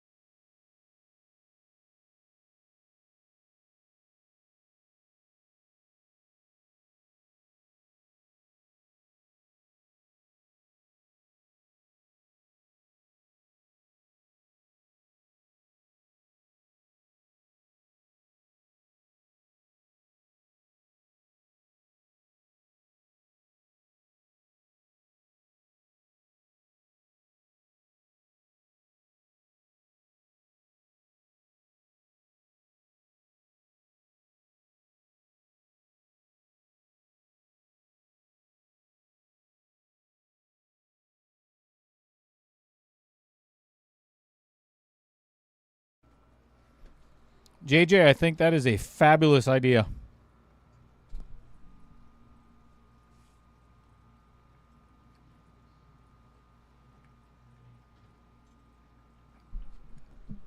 Have an 8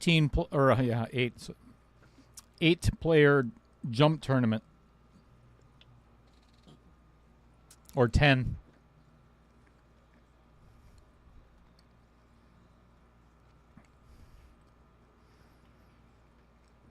All right, here's the shot of the rack. I'm assuming probably just going to go into the 8 and 9.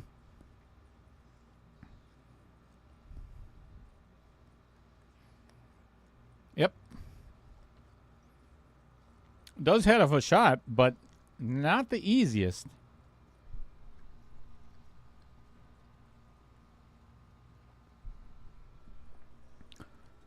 Yes, Patrick, I am.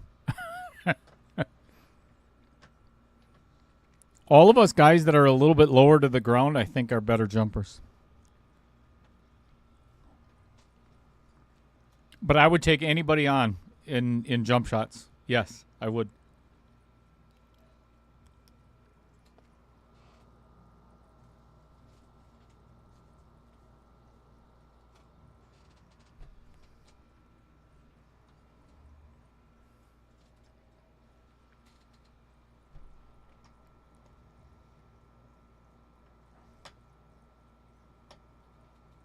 Uh-oh, uh-oh, uh-oh, uh-oh. Another crucial time to miss.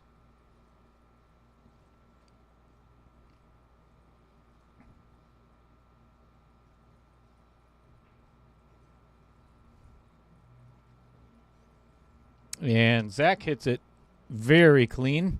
Not an easy shot either.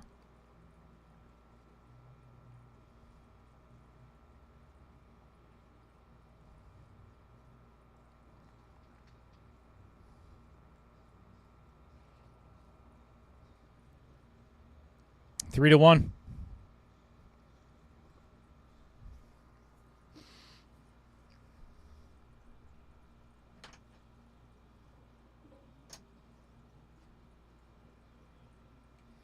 Matt Staton in jump shots.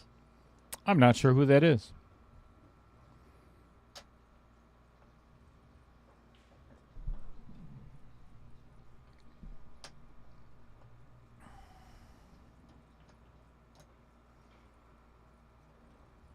I will have to invite him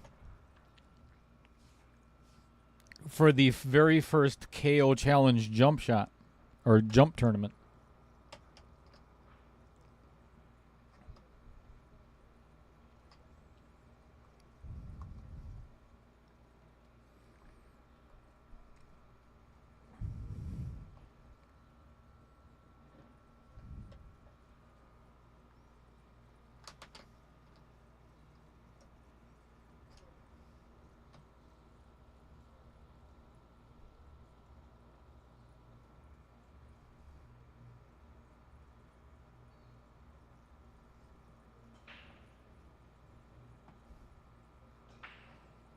All right, 9 ball on the break. That is going to come back up.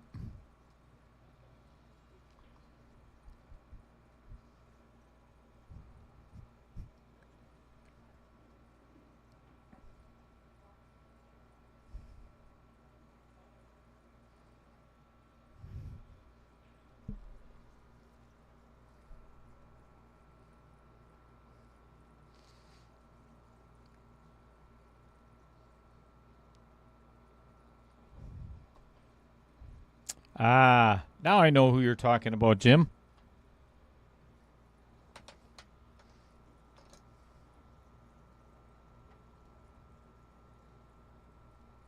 Mark Sobiak. Wondering when the KO Bank tournament is.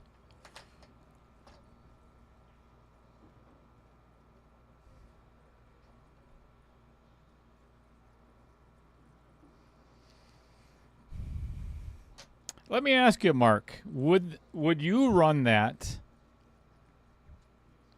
the same way the KO Challenge as a one-on-one?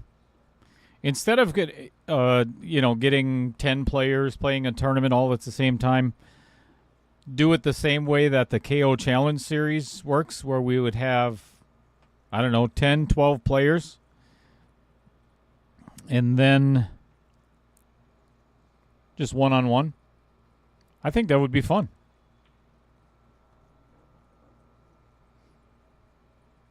See if we could get 16 players to commit to it and run it just like this tournament right now.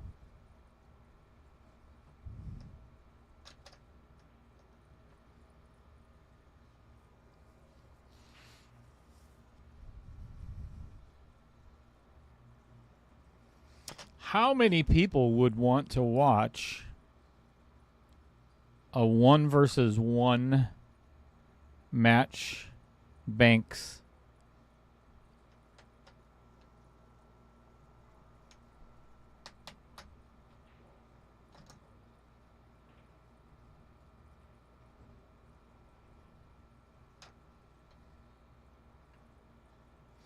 Mark, do me a favor, because I'll be 59 in December.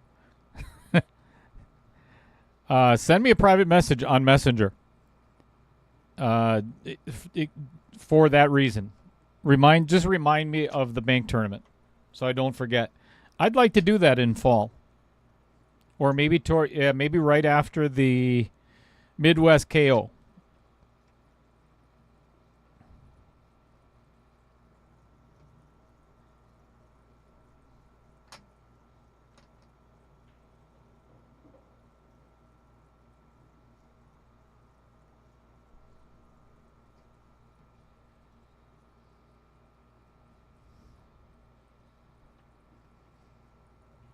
Steve Kilberg said he'd play in it.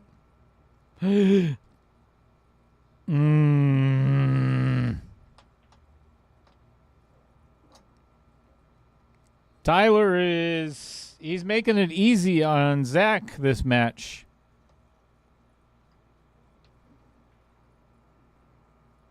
Couple of mistakes that I'll be honest with. I just didn't see Tyler making. Tyler's a very good player. Thanks, Mark.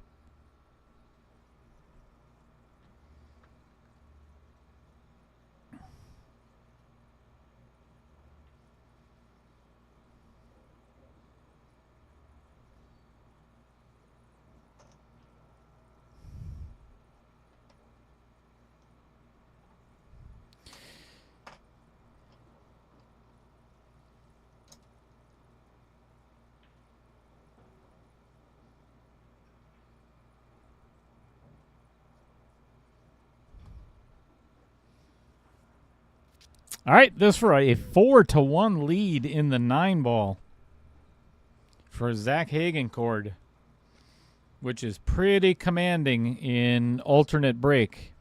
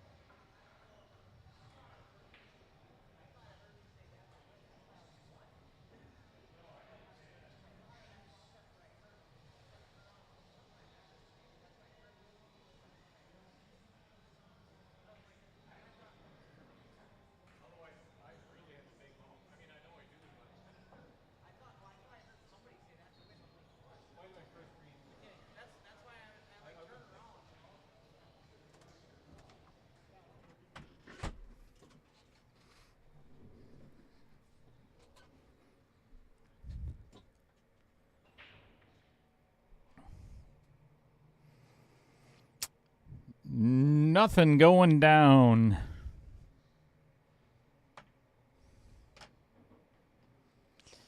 Well, I hope everybody's surviving the heat. I think we have one more day of it from what I heard. And then we got cooler temperatures and some rain and, yeah, much needed. Thanks for tuning in, as always, to Outer Points Productions. I greatly appreciate it. And if you do have an opportunity, make sure you like it, share it, send it to everybody you know. Uh-oh.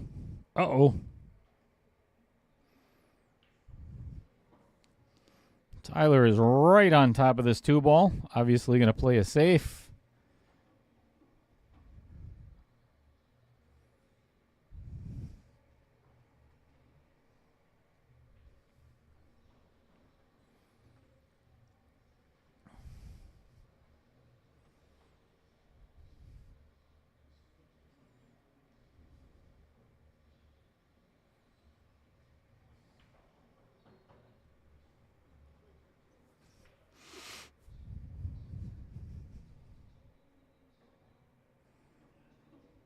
Well, that works.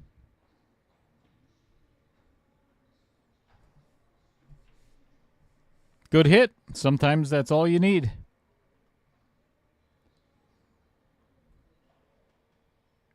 Makes it a bit of a challenge. I don't know if I would do this.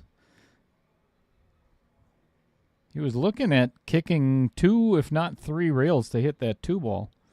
I mean, it's not the worst decision, but he's got to remember, too, he's got to hit a rail afterwards. So not only hitting it, all right, we'll see how this turns out. I think I would probably go 1 rail instead of doing that. Yeah, no hit. That is the last thing Tyler needed.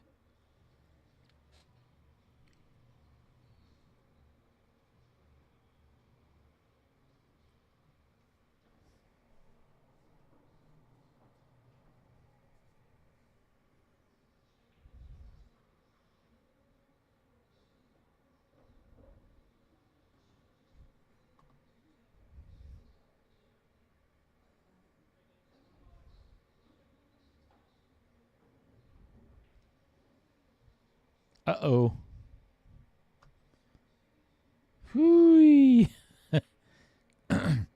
Well, it didn't go in, but doesn't leave him with a whole lot either.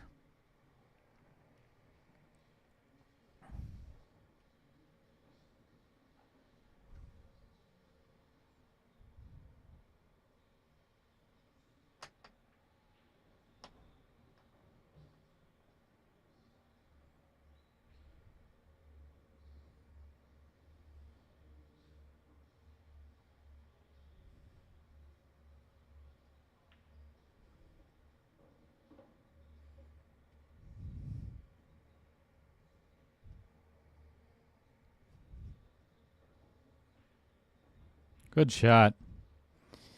Well, went a little past the shape where he wanted, but is just fine. And play the 5 in the side.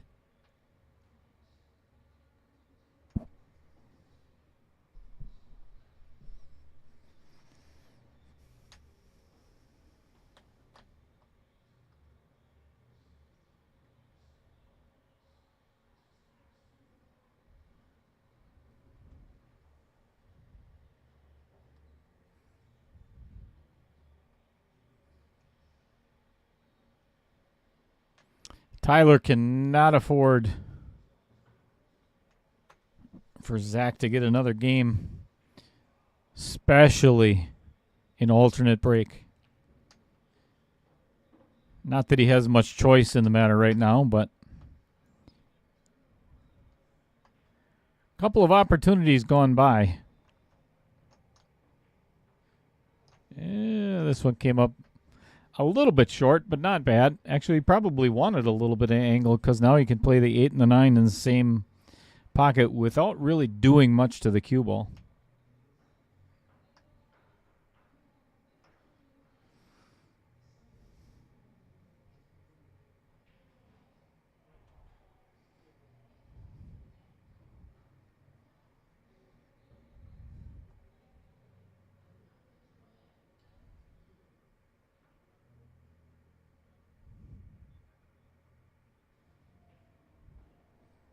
Five to 1. Quite the commanding lead.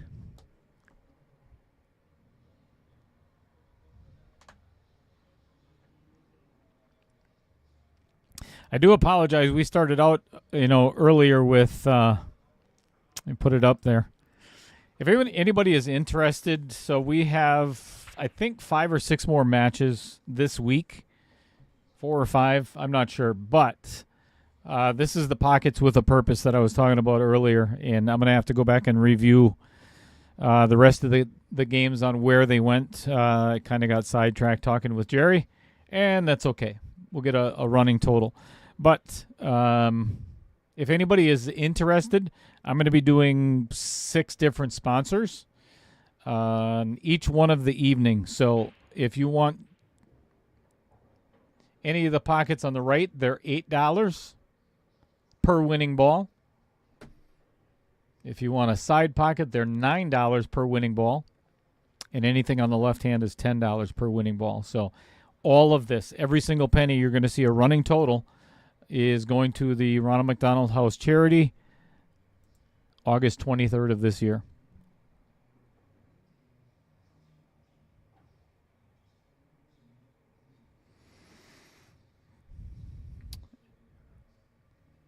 Smart shot by Zach to, instead of banking that 2 ball and potentially leaving Tyler out, even with a 5-1 lead, playing smart defense.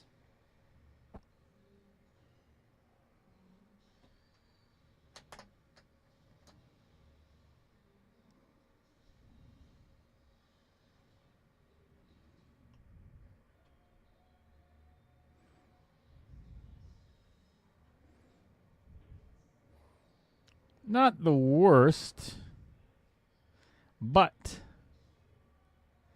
there is a really good chance that I think Zach is going to go through it for a 3 foul here.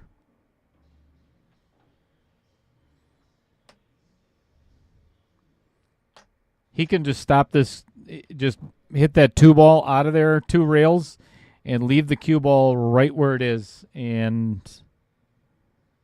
that is probably going to end up being, yeah, this is a really, maybe not. Yeah, he might have let him, because it wasn't, it's not froze. I think I would have hit that down table a little further.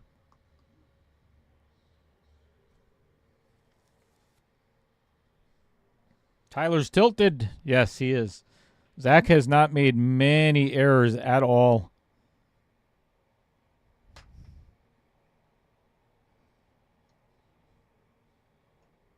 All right. Looks like we're going to go airborne again.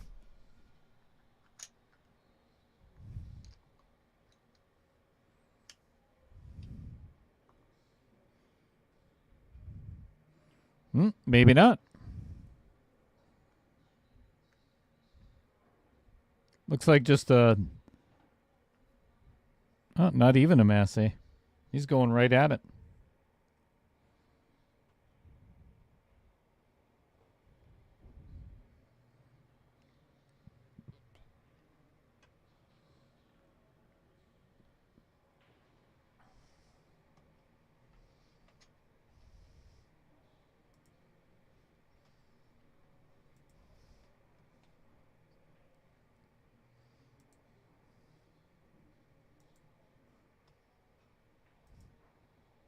Good shot.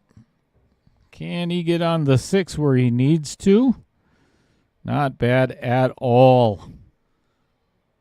I'll tell you what, from that distance, that was quite the shot by Zach. So now he can play the 6, 7 in the same pocket. Come 1 rail, if not 2, on this 7 ball.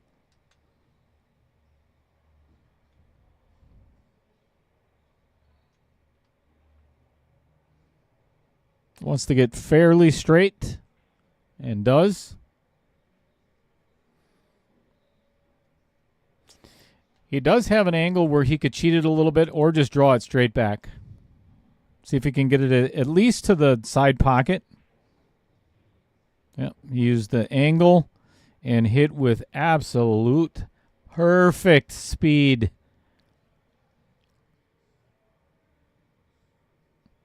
This is going to put Zach on the hill already. Not at all what I expected in this match.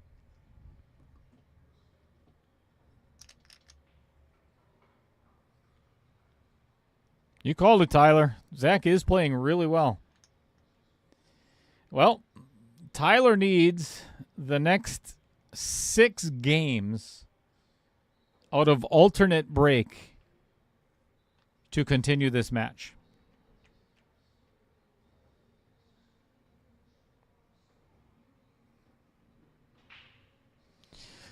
Well, as a matter of fact, Tyler, I was just about to look up what match is tomorrow. Tomorrow is the 23rd.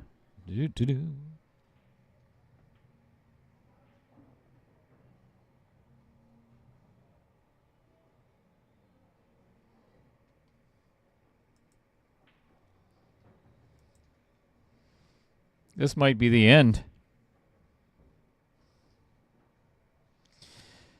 So tomorrow night at 6:30, we've got Lori Van Koy from Fond du Lac against Nick Sumnick. Again, that's 6:30. That's in 1.4, which is the 499 and under. Last one we went to a shootout. That was fun. Then there's one match left in that tournament. Then we have another 2.1. The next 2 days. Oh, I have off on Thursday. All right.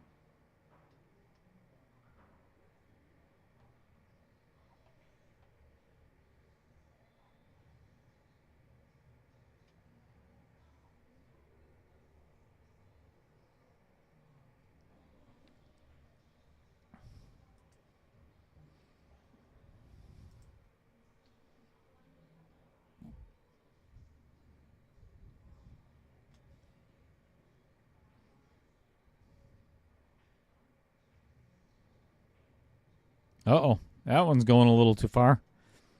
Might have to come around table. Yep. He's going to have to go around 3 rails. Oh, he's going to play short side of the 7. Ooh. Yikes. This is no gimme. And this is pretty much a must-make for Tyler, I think.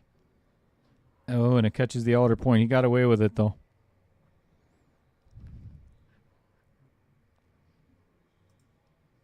All right, here's the schedule, which is nowhere near updated. Just scratch that. Never mind. That is not the updated schedule. I think the next, or the last one in the Scotch doubles, correct me if I'm wrong, I think is next Saturday. Next Saturday or next Sunday.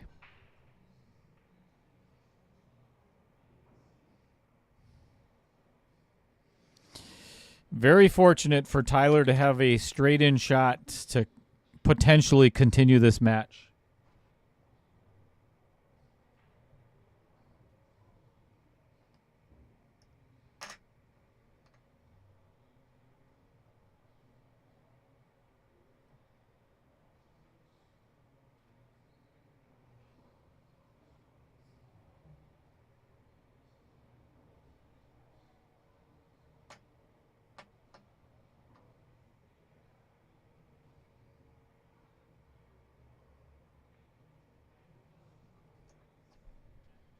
We're not done yet. 6-2, and Zach breaking.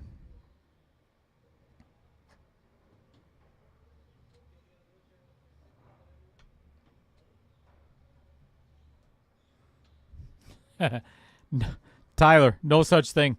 Because as soon as I get done with this match, I have a I have a whole bunch of things I got to fix. One of them being the pockets with a purpose.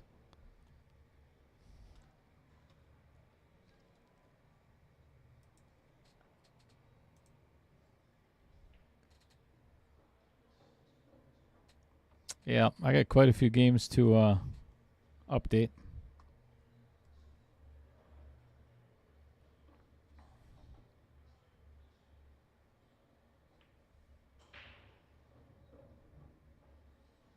Uh-oh. Uh-oh. This might not be good for Tyler. It is a race to, well, I don't think he can hold for the 2-9 anyway, but I would actually try to pocket the 1, obviously, and get that cue ball all the way down where it is and try to pocket the 9 and get this over with. Just like, yeah, if it hadn't caught the 2, I think it would have been pretty close. Now he's got to go for the run out.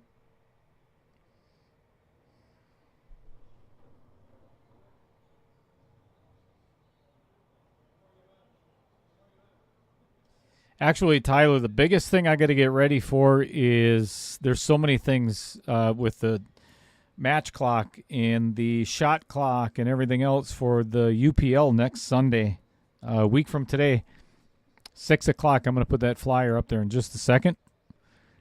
He made that.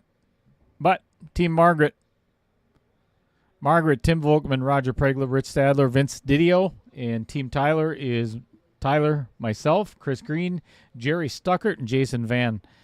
That starts at 6 o'clock next Sunday. The reason we're doing that, if you have not heard, we've had a lot of inquiries and questions on how the UPL league is going to work. So we're going to give it our best to do the exhibition match as it would be played on a weeknight for all those that are interested all over the state of Wisconsin. So Tyler and Margaret are going to be mic'd up as well as myself, I think, in the booth when I'm not playing to give a description of league play. So that's going to be a lot of fun.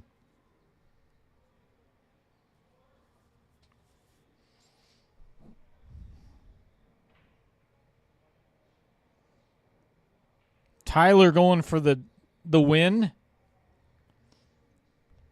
And it might be the last time that we see him at the table.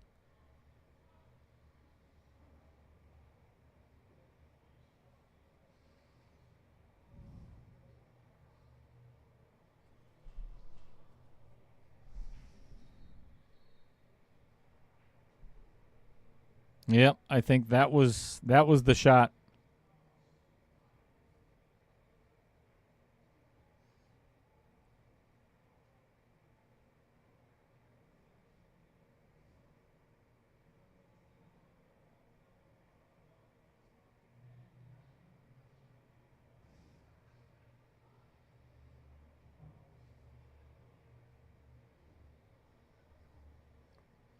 What's going on, Michael Parker? Better late than never, Michael, but I think we're going to be shutting it down pretty quick.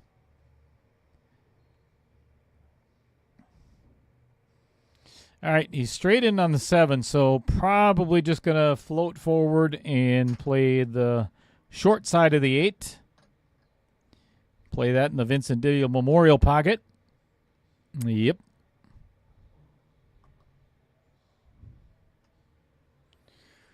Two balls away from advancing to the Final Four. Semifinals of 2.1. And that's going to do it. Thank you, everybody, for tuning in. This god-awful hot Sunday afternoon. Much appreciated. And a big shout out to, he's not here anymore, obviously, but Jerry Stuckert of the WPBA, actually playing here in the Sunday afternoon tournament. Thank you for him sitting in the booth for a little while. Make sure, if you get an opportunity and you are not doing anything on 4th of July weekend, sign up for the Roy Skinador Memorial Tournament. That would be fab. There's a lot of money up for grabs. So actually, Jerry Stucker just gave me a thumbs up that he won the tournament. So, congratulations, awesome. Anyway, Jerry was saying early we've got 32 of the top 40 women players from all over the world that are going to be in Green Bay next weekend, or I mean 4th of July weekend. So. If you're not doing anything, get up there and at least watch if you can't play in the Roy Skinador Memorial Tournament. So anyway, thank you, everybody, for being here this afternoon. And we're going to do it all again tomorrow night at 6:30. And hopefully we'll have the